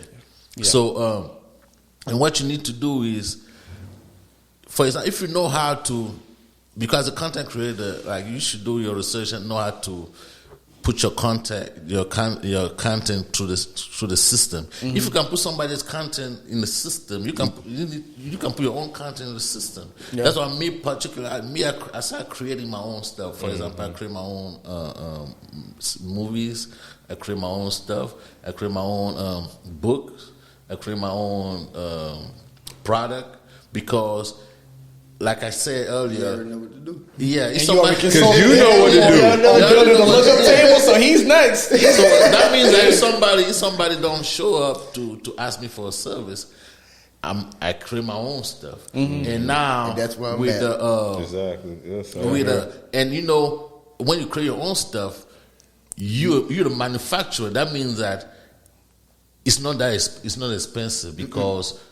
Like you getting on the low. Yeah. Yeah, because you don't have to pay for all this right Yeah. here. You know what I'm saying? You get on the You know low. what I mean? You already got the it. thing I also say, like, when it comes to pricing and all that stuff, when you set your price, if the price that you give to the client can at least rent all the equipment that you shoot with, you're cheating yourself. I had somebody else tell me the same thing. Yeah, you're cheating yourself. You You're got to cheating calculate yourself. at least 10% of your equipment I had somebody else tell me into the same that thing. price. Yeah, Yeah. yeah, but like Because you got to think about, you got to update, you got to buy new equipment like pretty much 4 years. But the way that they're going now, these cameras like every 2 years, based on, we all know the tricks, but Yeah. it just, you got to always buy new equipment. Yeah. Everything coming out, so that the extra 10% going towards that. yeah, yeah. So you Nowadays, gotta calculate all nowadays that. I'd rather rent than buy new equipment because now rent is more available now. More It's before renting, you have to actually put a deposit down. Now $200 you can get it like Share Grid. You know what I'm saying? Yeah. You can let us Yeah, camera, this so- is not an ad for ShareGrid yet until they start sponsoring this channel. But yeah, ShareGrid is something I've been looking into. I actually start putting some of my stuff up there. You gotta rent. Actually, I got a You gotta gig rent. when I did Top Rank Boxing and ESPN Plus for the press conference at the CNN. It was a random guy he seen because I put my stuff up to be rented, but not as like a service. But yeah, and it's crazy. I got the call from a scam number, a spam, but I'm glad I picked it up because if I wouldn't have got the gig. And come to find out, he found me through ShareGrid. Really? Yeah, but I didn't put because on ShareGrid, I think you can put yourself down as like just stuff that you want to rent out, like equipment or an actual like A service provider. a service Oh, I provider. didn't know that. But I never put myself down as a service provider. But for whatever reason, he seen my setup on there being rented and reached out to me as a service provider That's crazy. from a spam number that I picked up. Thank God, because it got me the gig, and that was like my first big like corporate gig. You know what I'm saying? Which was pretty dope. But yeah, I mean, like you said, you don't want to keep mentioning these brands, but it's a lot of like opportunities, especially with like technology and the internet and everything. Like everything's so accessible, Yeah. and people got equipment to rent. Like I mean, just through my network alone, outside of a platform like that, I mean, it's nothing for me. Like, yo, let me rent your A7R3. Let me rent your aperture lighting. Let me rent your Asteras. You know what I mean? But that's because I purposely built a relationship with these individuals. Like, I see the long game. Yeah. Like, my vision is so clear and straightforward. You know, and as I gotten older and understand myself in this space and my skill set now in this live stream, you know, before I felt like it was so many videographers and photographers that I was competing with to where if I have a set price, well, shit, I can get a homie over here who just got probably a better camera than me, and he's going to do it for a fraction of the price. Well, So I'm you got people lowering the value, but now with this live stream, you can't negotiate. You're not going to find anybody that's going to do what I do, and if you do, show me. Yeah, I wanna meet him. And give me his number because I want to meet them in that work. Like Yeah. someone be like, oh, I got somebody for creators. Word, yo, I need to meet this man because he's thinking like me. Yeah. So we got some synergy going on. You know what I mean? And see, that's the thing about it too. Is like, I'm gonna be honest. I'm still at a point right now. I'm growing out of it. Like it's very recent, but I'm growing out of the point where I'm lowballing myself. And the reason why I was doing it is because I didn't want my cameras to collect dust. So I would just take, oh shit, I know I'm supposed to be valuing myself at this. It's a necessary evil, man. In the game, it's a but I'm necessary taking evil. this just so I can stay working and stay getting out there and innovating and like learning different things and actually just staying in the practice of actually creating. But I have to realize like this is kind of part of it too, though. So it's like creating for ourselves and we're using we're all gonna bring our skills together. So that's how I know my cameras ain't gonna collect dust. Like even if I'm between jobs for a long enough stretch of time where I'm not really comfortable with, I'm still doing something with my skills, and we're all still kind of doing everything together. So I don't have to take that lowball offer just to make sure that I'm still working. And I had to start getting comfortable with hearing no. I haven't heard no very many times, and the reason why is because I'm lowballing myself. Of course they can say yeah. I don't know enough. Why You would won't they- hear no? Why would they say you don't no? want no. Just right, yes. Yeah. Oh, You yeah? just within my budget. Yeah, Yeah, why? What? And Look at you, a heaven sent, like exactly. answer to my prayers. Because like one of my like I had a client a little while back, and I was I had this number in my head, and I psyched myself out. I said, if I say this number, they're gonna walk away. And then I said the lower number, and they was like, oh my God, I thought it was going to cost way more than that. I thought it was going to cost like such and such. And the number she said was the exact number that and I don't know what would have happened. Like, I really wanted to work with this client. I really felt like they had great potential, whatever. But I feel like not only am I doing myself a disservice, but I'm messing up the market. I'm messing up the market for you. If I do what you do, and I lower the market, I'm fucking, I'm messing up me and you. Always give. Yeah, and negotiate down. It's like always give a car. Negotiate down because, like I said, make sure that if I had to do this podcast right now, you can rent everything right there, right now. Yeah. If I had to go rent all this stuff right now, how much will it cost me to rent this stuff? And then if you don't do it, it's not worth taking the job. Yeah, gotta be because you're taking a risk. Every time you bring this equipment out, it's a risk. Somebody trip on something, somebody gonna stumble on something, you could break something, you could drop something. I worry about that every single time. You rather not do it because, and that's why we're scared sometimes to say no, and because sometimes I've taken some low budget thing and they're like, no, I regret it because. Like, fuck, it's not worth it. You know what I'm saying? Like, because you still gotta edit. You still gotta. Well, see, that's the beauty though. But see, I do my low ball. If I low ball myself, you're not getting editing. Edit is, man, you shouldn't even think about posts at this point. And that's said up front. At least for my live stream setup, I make it, man, look, this is what you get for this number. You don't get no audio, no nothing. You got to bring a DJ or somebody to bring in the audio, and all I do is connect my little wireless XLRs, and that's it. Yeah. If I do lowball myself, then you're going to get the bare minimum of me. But see, that's why it's important to be talking to y'all, because I'm looking at myself like, damn, I am lowballing myself, and I'm doing post. And Mo back there nodding her head because I talk to her all the time, and I be telling her what I charge people. And don't feel bad about it. Crazy. Don't feel bad about it. Yeah. Cause they ain't gonna feel bad about paying you cheaper. Yeah, exactly. Yeah. Mm-hmm. Yeah. But they gonna come on set looking like, the God out there. Now this happened to me, right? So I did this event. Like I said, I ain't gonna be messy and mention names because these people, like, we know. You know what I'm saying? Like, I've done some free stuff for people. I already know. You know what I'm saying? But I know. Yeah. And so basically, I came in. I've been trying to work with these folks for the longest. I mean, they got a platform, they got an outreach, the whole nine. I was willing to give it to them for free, and I gave it to them for free.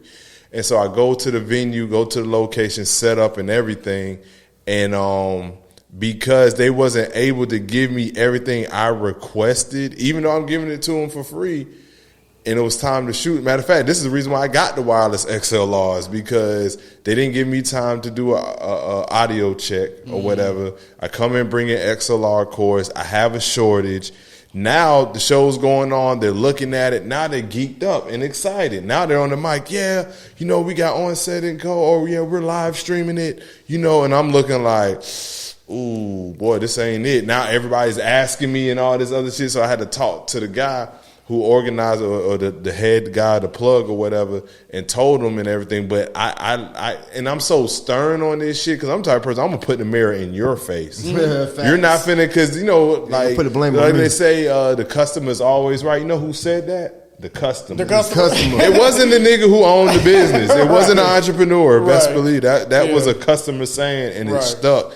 But no, I'm the type of person, man. I like to show the reality of it. Like, no, but what happens is, even though it's their fault, you show them the reality, it makes it that much easier for them. If it don't go well, it was his fault. They're not going to admit the fact that they didn't give you everything that you needed or requested beforehand. Hey, you can have emails, text messages. That shit don't matter unless you're going to be the sloppy type to be like, oh, I'm about to go online and screenshot and show them. I'm not, what I mean? So at the end of the day, the client can easily, that's why I'd rather make sure and get paid my value, because if something does fuck up, I have no problem saying, well, you gave me everything I needed and it fucked up because it's my fault. But if you don't give me everything I need for this production to be 100%, But this, I don't want that to come down on me because you can flip the script on me quick and be like, oh, it was on set's fault. this is strategy though. If you decide to lowball yourself, right, you got to come with demand.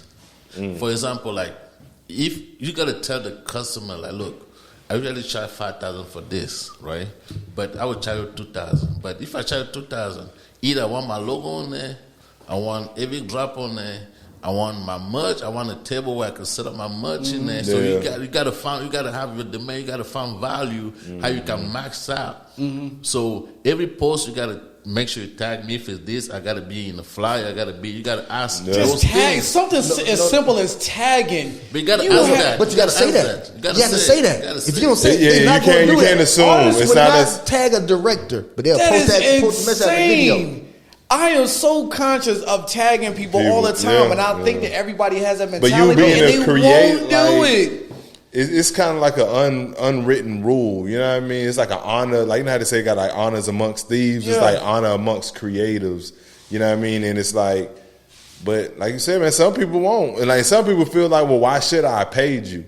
Yeah, that's true. Yeah, if you paid me, I don't care. And even if you didn't pay me, like, I mean, I still would like, you know, it's just the credits. Like, who doesn't want the credits? Exactly. So as far as you, and we're definitely not gonna mention the name or whatever, but as far as like the group that you were talking about and things not really working out that well, or like, do you have a certain kind of stigma against like meeting your heroes now? Because like you. Like before you met them, they were like right here, and it's like now you meet them, it's like I mean, you still look at their it proves a fact. It proves a fact that, you know, especially in this space of live streaming, right? Like we're normally the last to find out about it, right? And want to take advantage of something, right? And I feel like this is it's nothing new about live stream, but I think what I've done is something very unique, and I figured out a way to monetize it with a pay-per-view. So when I present myself to these entities that have an outreach and say, hey man, we can really monetize it. You know, this is something that can be an easy adapt to what you already got going. And I'm not trying to take nothing away from anything. I'm just trying to add more value. To me, it just lets me know that we're not as innovative as we should. Like we're kind of like late to the table, like for a good example, right? And that's one thing I like about Earn Your Leisure is they're kind of creating the platform for people to be aware of crypto, right? And taking advantage of the NFTs and everything that you was mentioning with like the mining and stuff, to where now we can be somewhere first in line. But I don't know, it's just weird, man. Like when you reach out to them and you see them at this level and you meet them and you go to their conferences and they're always like, oh, we're always looking for this, we're always looking for that. And I'm thinking to myself, I'm listening to them like, I'm that guy. You know what? And I'm not scared to talk to anybody, so I'm going to go up to you and then you reach out, shake hands, do the whole thing, and it's like, damn, they straight curved me. And it's like, but all the shit that you said on your conference, where's that at? Because I present myself in a professional manner. It's like, yo, this guy right here, I don't know if it's intimidating because I'm so confident in presenting myself, you know, with my branding, my marketing, how I construct myself. That may be a little intimidating to people to where they don't want you. And it's another thing I learned in the game too. Being too knowledgeable and knowing your value, they don't want you to know your value, bro. They don't want to know your value. Master, I think it's like the first thing. People don't value themselves high enough, and that's a fact. That's no. But if you do value yourself, they get shut down because you know your value, because you know your worth, because you know your worth, and then people try to belittle you because just like me, I'm coming from Miami. You gotta be firm. I'm new in Atlanta. Off rip, they already know I'm an outsider. Yeah, fresh so meat. So off rip, they gonna try to hit you with the low ball. How much you charge? What's your budget? That's what I hear me off rip. They don't even like that word. What's your budget? I ain't got no budget. What you mean? Me, I'm at the point where so I can't tell you a flat number because I don't work like that. Yeah, you got. For example, like sometimes we think that we have to shoot everything. You know me, like I been telling BP for a long time that when you know who you are, you have to stay firm. Because you don't have to. You don't have to be in places because if you keep lowball yourself, every level you're gonna lowball yourself. Who eventually gonna pay you then? You see what I'm? Who eventually gonna be like, okay, cool, you worth something. Yeah. If you keep lowering, oh, this is a good opportunity, I'm gonna lower myself. No, who eventually gonna pay you? You see what I'm saying? Who eventually gonna be like, okay, And you gotta learn That's that. when you gotta pay yourself by creating your own shit. That's period. what I'm doing. That's all it boils down and to that's what because this is. because once you showcase and put out your own content, your own stuff, they can't tell you nothing else because you set the terms. Yeah. That's what I'm doing. You did it all yourself. and you I put shoot it my all movies, on the I shoot line. my And you So know what's funny? I'd rather work with all y'all for free versus trying to do something, trying to find this person here to pay this here to cover this here. Nah, man, let put our own project out. Let draw the contract because it's just black and white. Dollars don't mean nothing because we ain't making nothing out of this here right now. So they put it all on black and white so there won't be no issue later. And create our own stuff and keep on creating. That's what I've been telling content creator to do. But nobody want to merge together. Everybody want to stay apart because nobody want to give up position or everybody want to be at a certain level. Man, give me the broom and push. As long as I'm on set, I'm straight. Yeah, you know what? Like it's funny. Like I said, I'm transitioning out of the spot where I'm lowballing myself. But the funny thing is, the people who actually pay me the most, the ones where I actually get the value, are the ones that I don't want to shoot. Like, because I'll tell them my price, hoping they'll just be like, nah, that's too much. I've done that several times. And they'll give it to me. And I'm like, fuck, now I got to shoot this shit. So, but now I need to go and just take that same mindset and just do it to everybody now. I already deal with a client like that now.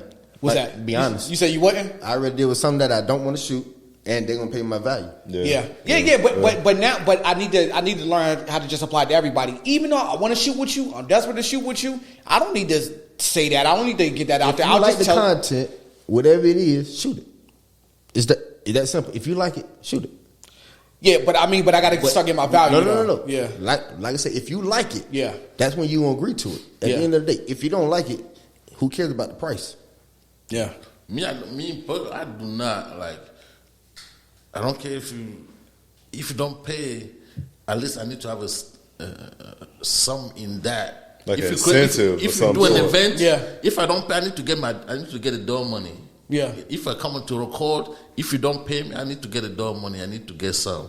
Yeah. Like for example, I don't care who you like are, you do your pay-per-view and stuff like that. My pay-per-view, so I did a wedding, right? And I told him, originally the budget was $5,000, right? And he was telling me like, oh, well, I can't do it. All I got is $2,000. But I know I can do it for $3,000. So I was like, all right, this is what we're going to do. We're going to do $2,000 cash and $1,000 on the back end for ticket sales. So I got a platform that allows me to do pay-per-view ticket sales. And we did it with $10 per ticket. It was a wedding, so we did it as a gifts or a gifting ticket or access or whatever. And people paid $10, but we sold like over 100 and something tickets. So that made up for that 1,000. And then I put it in the contract that the first 100 tickets sold for $10, that 1,000 goes to me. Anything sold after that, it's a 60-40 split. 60 go to client, 40 go to me. So if you make say if you sold 200, I make my 1,000, then I make 400, he makes 600. And that's so it's just trying to be creative enough to find a wiggle room. You know what I mean? So if I can't get what I want up front, let me get something on the back. Now that's smart though. That's just the hustle. But how smooth did that go though? It went I heard you smooth. say a lot. No, because like. But I control the platform. You know what I mean? So, got you. So the money got to go first, through me, and then you funnel it it to him. Yeah, it's exactly. a one-time event because the key thing he did a wedding. Yeah. So you already know you're gonna have certain type of clients. Well, with guests coming in, and then the people that can't come. Exactly. It was a big wedding. It was like 300 plus people in the building. Why not? And I want to start going weddings in that route, like build a business model with the live stream, with the pay-per-view for weddings, right? Because to me, that's where the money is in live stream ticketing. Like if I can figure out, like, yeah, you can pay me, like if I can get a celebrity, a dope artist, you know what I'm saying? Like, man, God bless Young Dolph. Young Dolph was the ideal independent artist. Because he would have saw the vision. He would have seen the vision. You know, and I wanted to pitch it to him because I've been on set with him and everything with my plug with ATL Venue. Shout out to Major CEO, you know, the industry's plug. You know, he's provides cars, locations, the whole nine. And I mean, I've been on countless sets with him, but just seeing and being on set with Dolph and see how he moves and just his entrepreneur mindset and his independency, or even like a Bootsy, you know what I'm saying? To be able to say, hey, let's film a live stream a studio session for the EP that you about to drop, to where you can monetize the pay-per-view and you can get, instead of pennies on a dollar that a YouTube would give you, I can make sure you can get, like I say, a 60-40 split, 50-50, 70-30 or whatever. But in order for you to do it, I'm going to need you to do the drops. I'm going to need you to go online, incentivize and let them know, like, yo, Boosie or whoever we going live, man, make sure you click the link in bio. Tickets is this much, but the closer to the date, the prices go up. You know what I'm saying? And you can make an extra 1,000, 100,000 or whatever off these tickets. So like Jake Paul and them off of boxing, man, they're making a killing off of pay-per-view. They make more money off of pay-per-view than they do off the actual purse of the fight. You know, and that's how I'm looking at it. Like, yo, how can I tap in to the live stream? Like, I did a shit show. I live streamed the shit show last year. And I made some money. You know what I'm saying? I made like, a couple of $100 off of live streaming the shit show. So I see the value in it. But going back to when you meet these people and you're like, yeah, they business minded, but when I come to them, and I feel like I come correct, you know what I'm saying? I may be a little rough around the edges, but, game should recognize game. A hustler should recognize a hustler. Be like, yo, this man got a great idea. Like, let's invest something into it. And see the vision of two different things. Yeah. And that's what it is. It's like a lot of people aren't visionaries. People are still analog when I'm thinking digital. I'm on the metaverse. Like, now I'm on the metaverse trip. Like, I'm figuring out a way to connect the Optilus to my switcher to each camera to where now you can see what's going. So we need to start trying.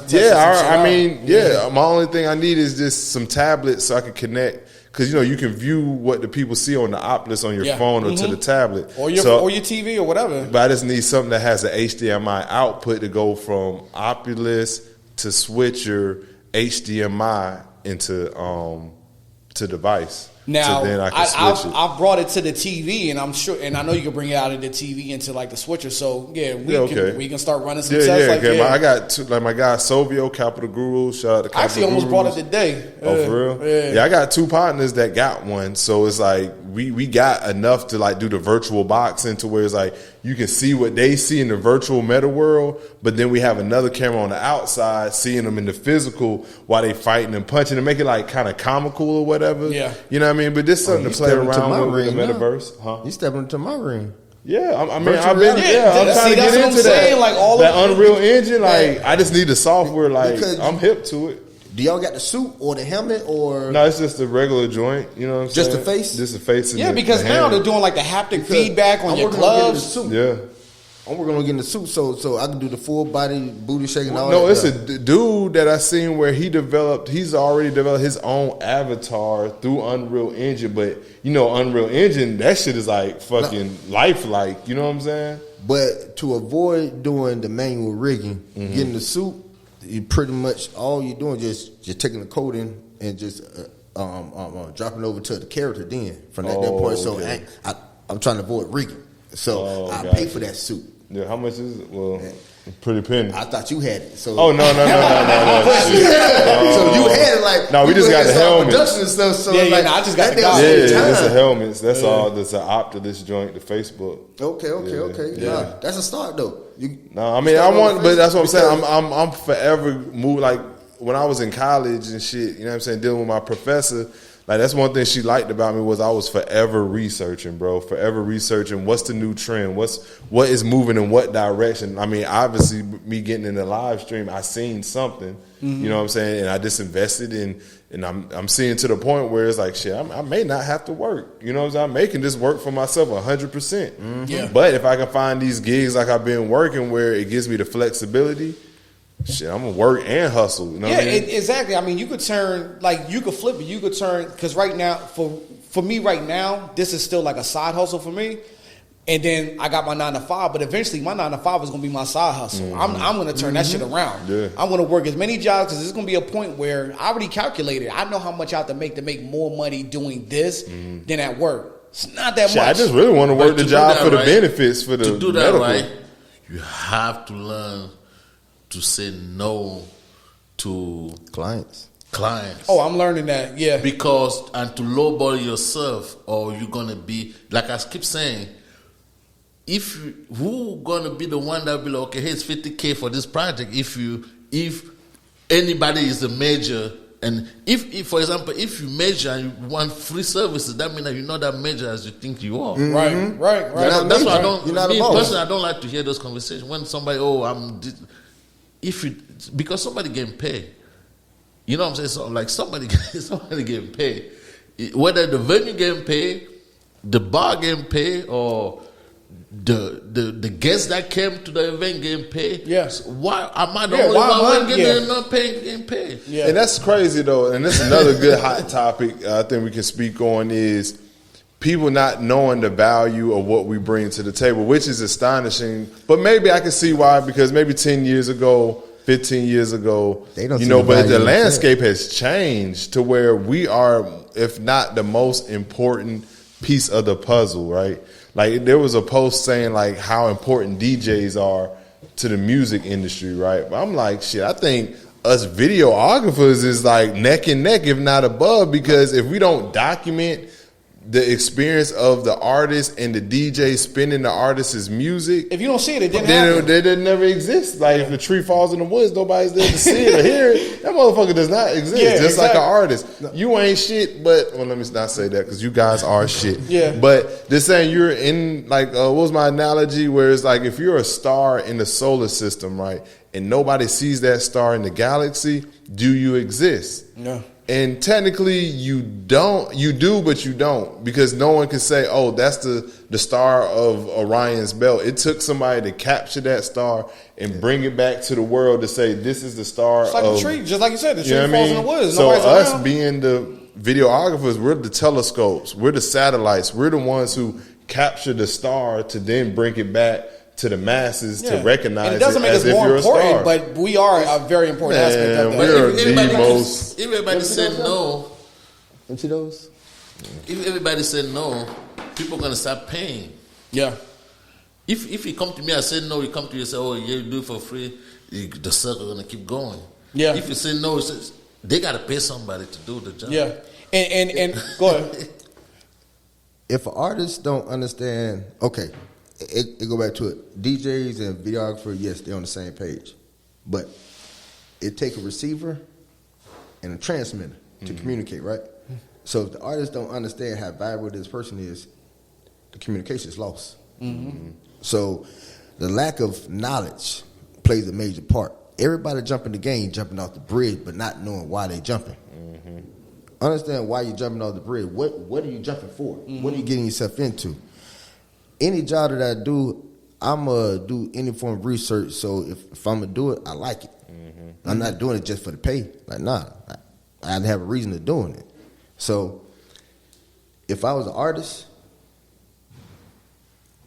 I would try and figure out as much knowledge on the business side. 'Cause I don't know how many times they keep scratching. It's 80-20. Yeah. Well, even Dolph had a quote saying before he was an artist, he was a CEO, and I don't know his government name, but he was saying how Dolph's government name is a CEO of the brand Young Dolph. So he came in as a CEO, not an artist. A lot of these folk come in as artists, wish they be talented, but don't have a clue of the business. You know what I'm saying? And I think that's important, you know, to understand the full spectrum. Like, I feel like we You don't have to- understand the business and understand the creative. full- just understand what you're getting yourself into, because you're going to meet people along the way. They're going to help you along the way that's to true. where it will clear out your path so you can walk straight through. But you got to at least know You got- the direction you're know going. the direction that you want to Yeah, go to yeah. so you can meet those people along the way. If not, you're going to run across any and everybody. And that's bad energy right So there. like I guess that kind of brings me around to like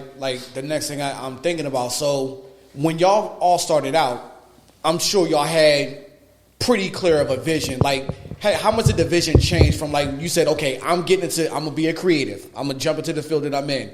I'm sure you guys had a path that you wanted to walk down. How much did that change, and how often does that change from time to time? Like, Forever changing. yeah. I mean, at least for me. You got to keep reinventing yourself. Yeah. And you have to treat this, and that's why I told BP that something got to dish your cameras. You got to dish your camera, because we tend to create all the time. Sometimes you got to be okay. For me to create, somebody got to pay, or I'm gonna wait till I get my own money to create something. But when you have a camera, But you waited too you always long. you always want to go. Somebody call you. Oh yeah, I got a camera. Somebody got to dish all that. And say, okay, cool. Hey, look, bro, I ain't got no camera right now. So for me to come shoot, you already know what I can do. For me to come shoot, you gotta pay. And because if we don't stick to that, we're gonna keep doing those things, and then you have to.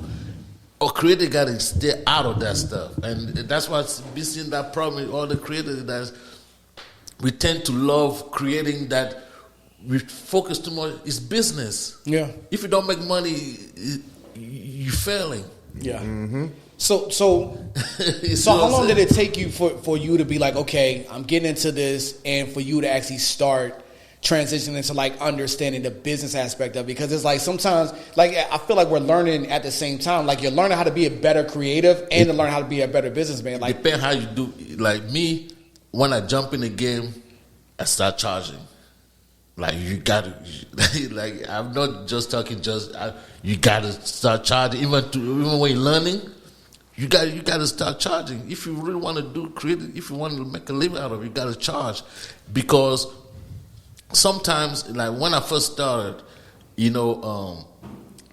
I don't even think if I only did videos for free video for my homeboy and learn how to deal more with strangers, because for a stranger to come and tell you, oh, come just do this, they have to have the audacity to even tell you, like, hey, bro, like somebody cannot see on the street and need a video, just, hey, come do this for free. It's usually the friends or the homies that want you to do stuff for free. Yeah. So if you deal with strangers, more likely they will respect what you do because they see things that they don't know you Personally. So they come to you respectfully. Yeah. Okay, how much do you type for your thing? And depend how you converse with them. But if you're scared to be like, oh, if I lose this, no, you gotta give them or send me your. There's a way to sell. You gotta, okay, cool. What do you want? Let me hear from you. This project that you want. Tell them that you have knowledge of what you have knowledge of what you're doing. So when they know that you have knowledge, they're gonna feel obligated to pay for your knowledge. But you gotta stay away from the friends, from the people that know you. So when a stranger go. And the thing about it, sometimes here in Atlanta, and like I said, in Atlanta, is more collaborative. it is. You can For better or for worse, too. Yeah, me, I make more money. I make more money outside Atlanta because here there's a lot of creators. But outside Atlanta, there's not too many creators. So they value And what you do. everybody value looking more. at Atlanta, period, for music, film, anything like. You'll make more money outside of Outside Atlanta Atlanta, that's versus like you being tell in people, Atlanta. I haven't did anything. So outside you can of do Atlanta. all your creative, your low ball work, Yeah. and taxes mess out of the towners like me. and go get your money as strangers. Yeah. In corporation. So I guess that's a good problem because it's like at this point, I don't feel like I'm lowballing my services, or at least I was in the past, because people were coming to me like with a low offer. They're asking me how much stuff charged, and like I said, I would be afraid to hear no, so I'd be like, let me go ahead and give them a number that they can work with, regardless of whether I felt like I deserved more or not. And I'm moving at it like I'm done with that. Like that's like honestly, like you're seeing that transition. Per camera, bro. Was that- You're supposed to charge per camera. Yeah. Like per mic. Like, Yeah. if you Yeah, want a you gotta one get mic, basic. 2 mic, 3 mic setup, Basic setup, it'd probably be a 2-camera setup. basic. Basic. You Yeah. have a basic, and then you have your luxury. And see that's the thing about it. Like, yeah, so what y'all saying is perfect, because I wasn't doing like that. I'm like, you get everything. Everything, And yeah. this is what it is. Like, there's one price for it. Everything. And you the can give more them I that, buy, but that's the more higher I'm adding end, to yeah. it. And I was never like tearing anything. It's Would like, you go to a rental house and get everything out of that rental house for one price? Nah. All right, then. Don't do Yeah, your I business know. like that. Yeah, I know. It ain't the same. Yeah. 'Cause like So- I said, I charge for everything. Yeah, and I started looking at other people's services, and it was tiering everything. And I'm like, that's a good price. So I looked at somebody price model that's in New York that's overhead, and I started kind of, I started talking myself out of money. I'm like, well, I don't really have that much overhead, and I'm mobile and all this other stuff. But I'm like, shit, mobile probably should cost more. I'm yeah, coming to yeah. you, I'm mother. coming to you. Yeah. So If I got to fly, I got to think about, If I don't have the containers, that's $50 to $100 per item. Yeah. Just to fly it. Yeah. So if I don't have a crew that's where I'm going, you better have that budget. If not, I'm not going. Yeah. You'd rather not take the job. That's what I keep telling you. Take the job. Yeah, you better not take it. Yeah. It's not a And success. It's not gonna make you look bad. Yeah, and I'm starting to And realize then that I easy just to point the finger at. there's just certain things I just rather not do now. When you're good at what you do and you're confident in what you do, But that takes time, though. Yeah. It takes time. Like I say, it's a gift and a curse. Yeah. Like Yeah. it's a necessary evil. At least for me, right? Because I come from college to this position, right? Like I'm not, and then even before then, man, I was a blue collar worker, bro. Like my goal was to retire, work for a job 25, 30 years and retire. Like that's how I was taught. Then economy got shitty in 2007, 2008. I made a decision, military or college, went to school, start building this, this skill set, and it's like, damn, I'm straight new to this. Like, how do I get myself out there? All right, do free shit. You know what I'm saying? And then that's when I learned, like, oh, okay, not every opportunity is a good opportunity, paid or unpaid. Then that's when I found out about clout currency, right? The fact that, if you do this for me and I know X amount of people, I can get you in this location, this will help you get you gigs. And it's like, okay, cool. You start doing that and you realize like, damn, I ain't making no money off of this clout currency shit. So then you fall back from that. You can't pay Georgia Power with that. That's shit, what I'm yo. saying. And then you kind of fall back. And then with me, I kind of grew a kind of like a thick skin for it to where it's like, I know my value, but now you're dealing with other cats that don't know their value, so they lower the value. So now you're in like this bidding war. And that's what I'm saying. That can't be me no more. Because Yeah. I feel like I'm souring the market by doing that. Like I said, like not only was I messing it up for myself, but I was also Crippling up for messing the it up for community. other people Yeah. who have the same skill set or even higher. Like, I just go to war. But see, this is the thing though. This is what these corporate companies do. They'll all come together and set the standard standard. price. And you don't think they do that, but they do They though. do. No, They for do. sure. Yeah. That's what they do. And that's why They we're have here these right now, meetings. so we could bring everybody together Yeah. and set the standard price so nobody feel like they doing too much work. Yeah. Yeah. That's all They it doing And is. if work you and need not help, being we can valued lean at on it. each other for Yeah. certain things or whatever. Just like there's like I live streaming is not like gonna be my main thing or whatever. I want to add that to like my thing, but it's like and so that's one thing I love about Atlanta. Like just this right here, like because I think in a lot of other places we would be looked at as competitors. But I think in this city, we look at each other as contemporaries. Like, because I want to be able to be like, yeah, I'm all right at live stream, but there's somebody that I know they can do it better. And I'll lean that towards you, and then I could probably work with you. Like, Yeah, because you're you'll on add the the budget. set. The budget's there. Oh yeah, you got me. Come on, you want to work it? Let's go. Yeah, Matter of fact, exactly. I might need to use your extreme. Shit. Exactly. You know So what yeah, I'm so saying? we're doing that. We're all getting each other paid. We're helping. We're doing a great service for the client. But it's like we're not lowering the market for each other because that's not helping anybody. I'm taking a low offer and I'm messing up for you. You can't get those higher jobs because everybody's saying no. I know this other guy who Guys does it for this doing it, amount. yep. And the thing also, like, we need to understand that when you start creating things for yourself, it takes time. Sometimes we don't understand that. For example, when you start this podcast like this, you got to do at least 100 of them to start seeing something move. Yeah, and sometimes we get frustrated, we get discouraged. But the thing that we got to keep going, and remember the person that come and get this service for you, they're in the same kind of like mind. They're not going to make money out of it that right away. So if you understand that, if you start creating your own thing, don't expect to make money out of it right away. And sometimes we get discouraged, and that's when we give up. To be like, okay, damn, I'm selling all this stuff all the time. I'm making no money.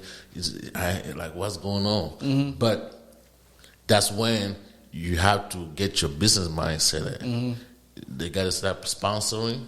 And sometimes when we look at it just depends how when you look at sponsors, it depends how you formulate, how you create your package.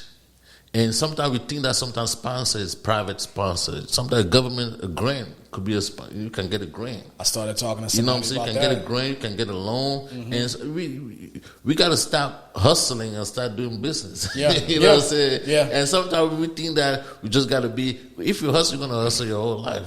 We got to start doing business. You got to start getting loan. You got to make sure your credit is right, just like a regular business, just like you had a shop or something like that.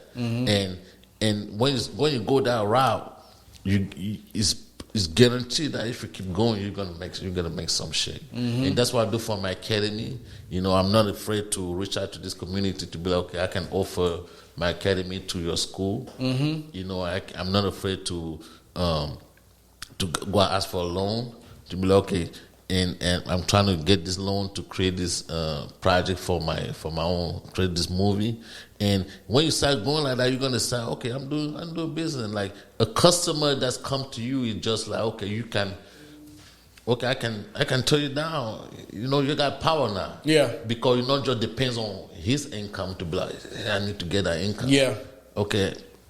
I'm building And there is my own power stuff. in being able to say no to certain projects that don't really fit what you're trying to do. Yeah, that's not really what you're trying to do. But at the same time, it's all about trials and error. You know, you got it. Even till now, after 10 years, I'm still above my head. But I learned to create stuff for myself. Because most of it, I do commercials, I do stuff. So I'm like, okay, cool. If somebody come and ask me to do a commercial for them, because now I don't just do music video, I don't just do media, and I have a donor shop, online donor shop. So I'm like, okay, if somebody will come to me and say, I got this donor shop, I'm trying to do this a commercial for it, I will have shot it. Now that I got my own donor shop, guess what? I'm doing my own flyers. Yeah. I create my own stuff, and now I'm making my own money based on what I do. Now it's like, because I'm the one that creating it, You got your own template. yeah, my own template. I don't have to. You don't have to outsource. You don't have to do I don't it. have to pay $100 for a flyer. I don't have to pay this. If somebody will come to me, but sometimes we don't see that we can create this thing for ourselves. Just like for me with the Lutz. Yes. Yeah. Yep. Yes. Yep. Missing You out gotta on create so much product. money. You Yeah. have to create product. Yeah. I got in the lot business for a long time ago, but it's not too late. No, there's you can do there's still room for everybody. And like I said, even if you do those, for example, if Lil Dud come and say, I want to shoot a video, I can do it for free, but look, if I do this, can I use this lot and sell it? Because if you put a lot out there, say, okay, I shot this a lot for Dud video, you Yeah. you see what I'm saying? Make more. Yeah, might have to do that like that cross marketing. Yeah, you gotta do cross marketing. Yeah, you gotta that do makes a lot of cross-marketing. sense. Yeah. Yeah.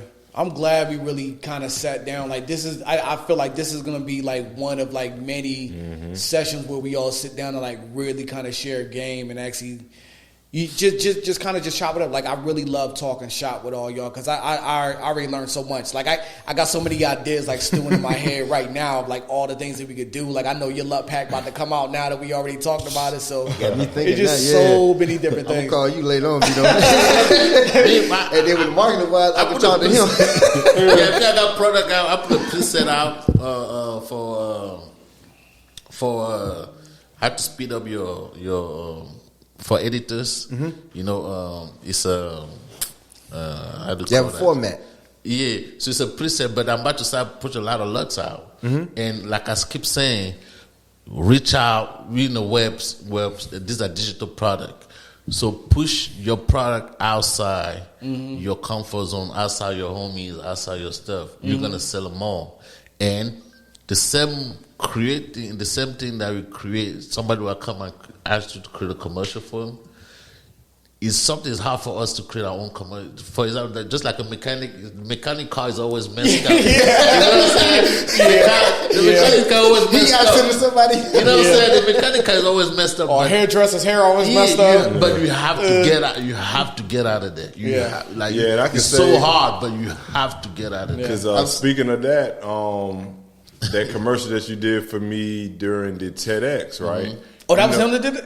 Yeah, that's Vital Films who chopped it up. I told you that was dope. Yeah. I was like, yeah. But that's what okay. he was saying. Like Okay. everybody was saying, like, yo, B, you need to start kind of doing these videos. Because me and you were talking about that before. Exactly. Then you said somebody. Yeah. You already said you got something like that in place. And like the very next day after we talked about it, Yeah. he had already filmed it. But me and you talked about it, and then like the Exactly. next day it came out. But you see how That's it helped. Yeah, it helps. That's dope. And it's Yeah. good for me to send out to people. I can use it for, but see, like with me, that video he shot, I'm gonna repurpose it so many times Yeah. throughout the year. I mean, for ads, I'm gonna send it to clients. You know, I have these conversations. Oh, what is it that you do? All right, send you this link. Oh man, that's amazing. Can you do that for my business? Of course. Because I was like, because the whole reason I was saying that is because like kind of comes back to what we're doing right now is like, yeah, we kind of just post about like us being behind the scenes and like us being on set and stuff like that, but there's really no personality. They don't know you. Yeah, like they know yeah. they can see what you do, but I think everybody you gotta kind of. I'm starting to realize that you gotta kind of almost be a mascot for your own stuff. You gotta have a personality or like a kind of. That's what I like it. And this is what this is for. Yeah, and that's exactly what this is for. That's Like what I people like. see your final product, but they don't know you though. And some people will buy your product or I'm buy not your a friendly service person. just because of your personality. Because I'm gonna repurpose this not that content. person. Yeah, but you don't think so though. But people, there's somebody out there who wants your service, Oh, yeah. who is kind of like you anyway. Like I would rather go to him because he can get my vision way faster than somebody else out there that's all bubbly and all out there and crazy. So you kind of have to like be like the front man for your own business, and I think that's what me and BP was actually talking That about. took And me then the the very longest next day, just the to catch commercial on. was You have that. to shoot to sell. Yeah, A lot of people don't shoot to sell. yeah, You yeah. know, like I shoot tell to you, shoot. you have to shoot to sell. I You mean, gotta like have it's a message, a purpose. Like, what are you trying to obtain with this bit of content? That's the thing about advertising and marketing is like the millions and billions of dollars that Coca-Cola spends on their budget is for a reason and for a purpose, and they have thousands of people that put together these campaigns for that sole reason to drop the new Coca-Cola drink or whatever. You know what I'm saying? Yeah. No one's heard of it. Nobody's seen it. But how do we put it in the marketplace? You know Yeah. what I mean? And ideally, I think that's what needs to be taught for us as media creatives and even the clients that hire us or book us. Like, start thinking about what do you need to do to repurpose this content moving forward? Because if it's just to say, oh, I shot this video for the gram, Yeah.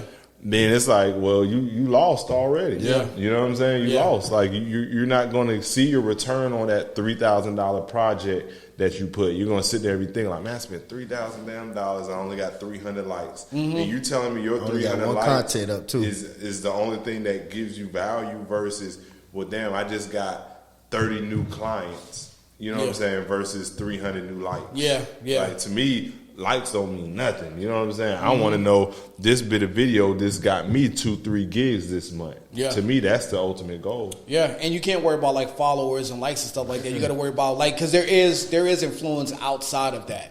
Like when I post, like I'm always getting people to DM me right away. Like that post may not have got like 150 likes or whatever I wanted, but I got 3 or 4 people DMing me every time I post because they're like, "Damn, you did this, you shot that. Can you do that for me?" Like I'm always getting inquiries after I post something. But just like you say, sometimes you have to post to like sell. Like I have to make sure that I'm kind of positioning the BTS content that I make, or like the case that I have, or like my setup. I'm like showing people like this is what you get when you book me. You get like all of this or whatever. So I'm all trying to position it like that, and I get about 3 or 4 DMs, people calling me and like just trying to figure out like how they can actually get a production like that. You know, and that's also, good. That's good. The thing that's why me, I have the academy, so I was on the lookout. I always look out for content creator. I always advise them. I always give them advice and stuff. So I would it's always very ironic that the media space is the only space that you have. It's kind of you have to show what you can do to before you get paid. You cannot go find for example, like somebody to build your house.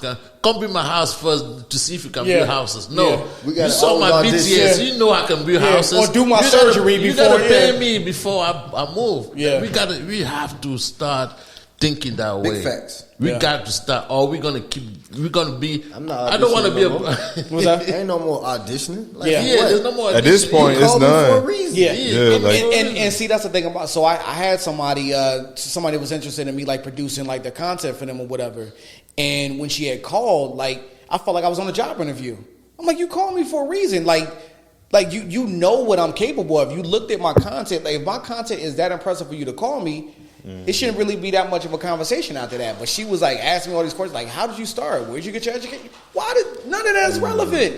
My education is not. None of this is relevant. In this field, education really don't matter. Nah, Do you know how to do it? less and less. Like You see the end result because that what people paying for the end result. Yeah. You don't see no plaques, no diplomas, none of that there, no recommendation, none of that there. You see the end result. All you gotta do is say, I shot that. Yeah. You want your stuff to look like that? I can Call do me. that. I got you. That's I'll it. hook you up. But being a brand ambassador, even though you know, like Essential Water, right? It was a brand ambassador for like 6 months when Essential Water first came out before COVID. Alkaline 9.5 ionized water, right? But it's water, right? 9.5 alkaline water. That's all. But my job as a brand representative is to tell these people more about it. So when people ask those questions, just answer them. Because going back, you're the brand. So just like any consumer, before I buy a product, let me do a review.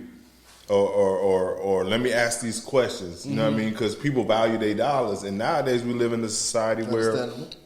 I don't have to only agree with the product tells me. Like, oh, the product says it's great. Well, guess what? Let me go online and do some research and find out how great this product really is. Right. Let me ask the questions. Because going back to what you were saying, after this podcast, I may say, you know what? I like Takeoff. I like his personality. You know, I can definitely see myself working with him. You know what I mean? But it took this bit of content for them to even find out. So just like if a client says, hey, what's your background? What's your education? All right, yeah, I went to college for this, that, and the third, and I slowly pivoted into this. And, you know, I shot over, X amount of podcasts, this, that, and the third. Anything else you need? I send you the links. Like, goddamn. Like, now it gets to a point where, you know, are you fishing for information? Like, you wearing a wire? Yeah. Like, what's going on? But see, that's what it kind of felt like after a while. I'm like, Yeah. because you're kind of in the space a little bit already, and it's just like, how much But, you but guys? it's just conversation. It's kind of Yeah, like yeah, yeah. small talk. You Yeah. know what I mean? Like, Yeah. do you want this water or not? At the end of the day, like, I could tell you it's ionized, this, that, and the third, but do you want this water? Right. And it's to the point where I think you just want to talk to me just because you're lonely or it's energy or the vibe or whatever, but so be it. The question is, after I had this conversation, are you going to send me a deposit? Right. Are you going to finalize this? Because I Yeah. would hate to have this conversation and it doesn't go anywhere. Right. You know what I mean? But now don't look at it as like, oh man, why did they ask me? I'm going to answer it. Yeah. Because as being the consumer, I have the right to ask you these questions before I invest my money into you. You know what I Yeah. mean? So and that's something I learned as being a brand representative or whatever, a brand ambassador is.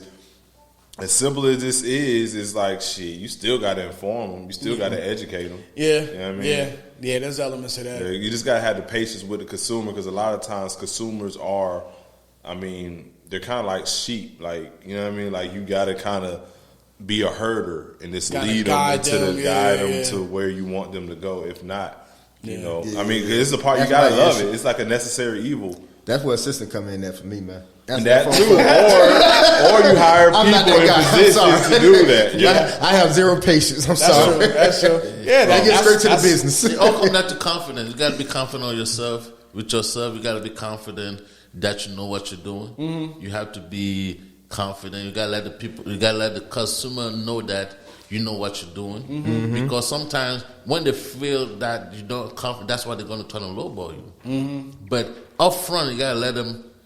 It's a process. The inquiry, and then you inquire. If you come to me, because you saw something that you felt like you wanted. Saw the value. Yeah. You know what I'm saying? So, and you can not because you thought it would be free. Yeah. You see what I'm Yeah. saying? How do you think this thing gonna get made? Yeah. You see what I'm saying? How do? That's why, like, okay, you like. this thing gonna cost?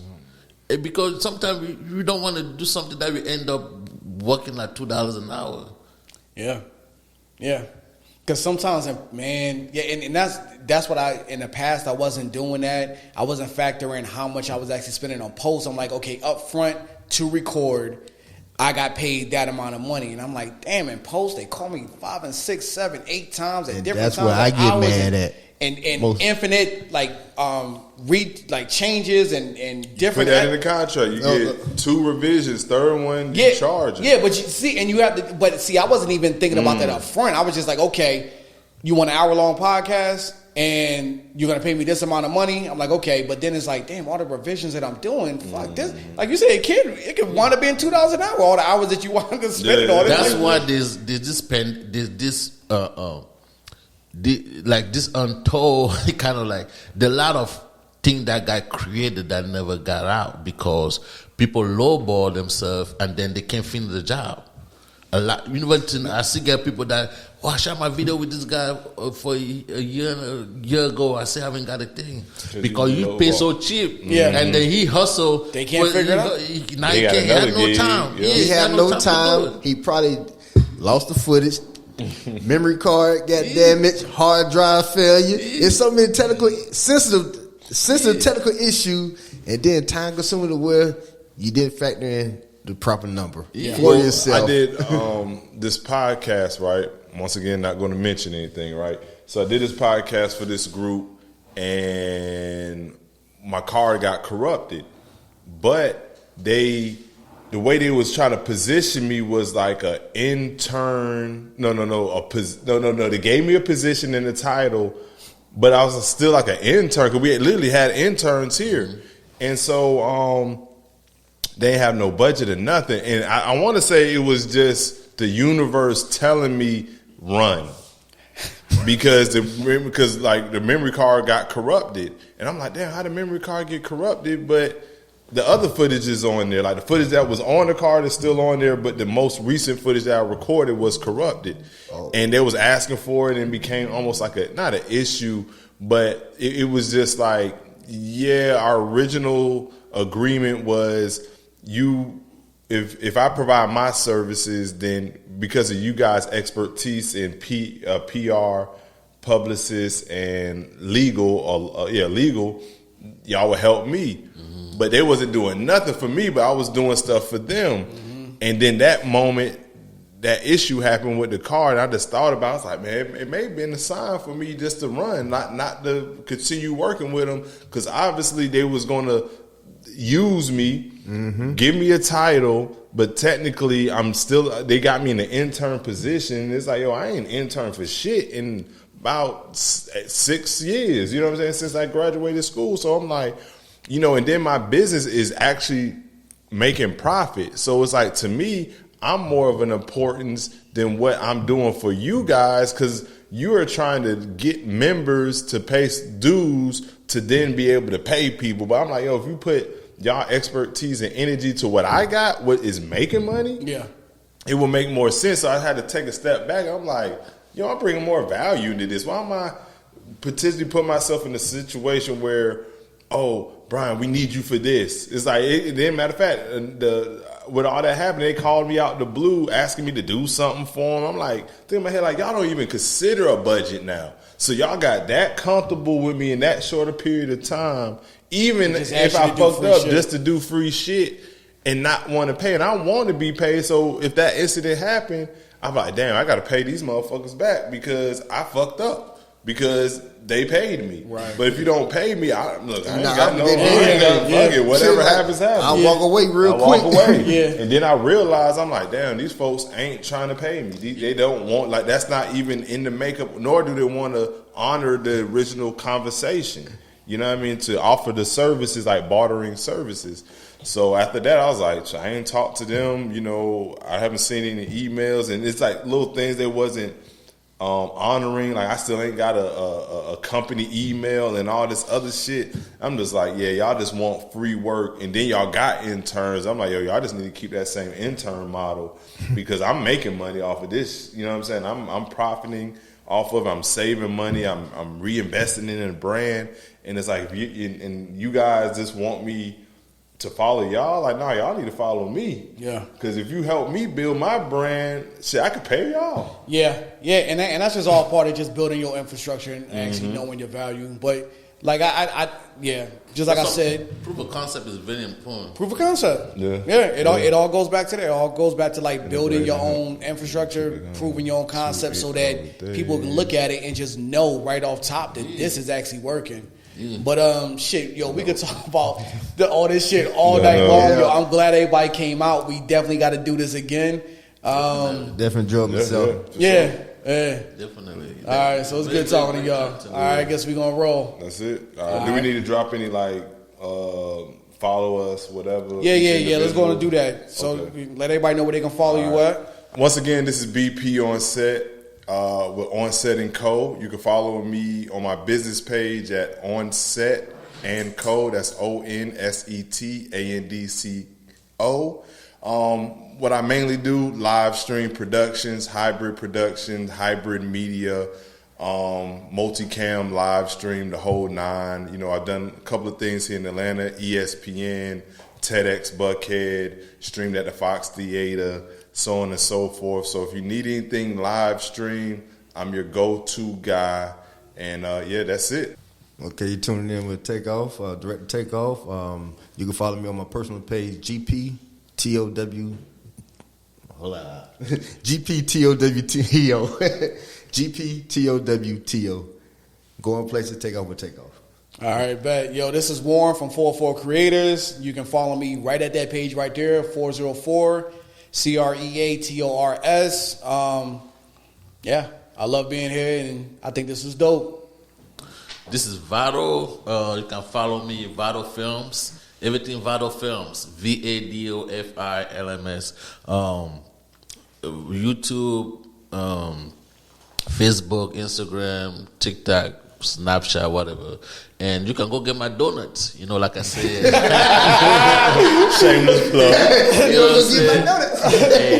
Hey, you gotta diversify your portfolio. You know, I do graphic. If you go to my website, you see everything I do. I do live flyers. I do movies. Everything. Go to my website, www.vitofilms.com. You see everything that I do there. Oh, cool. Yeah. All right, sweet.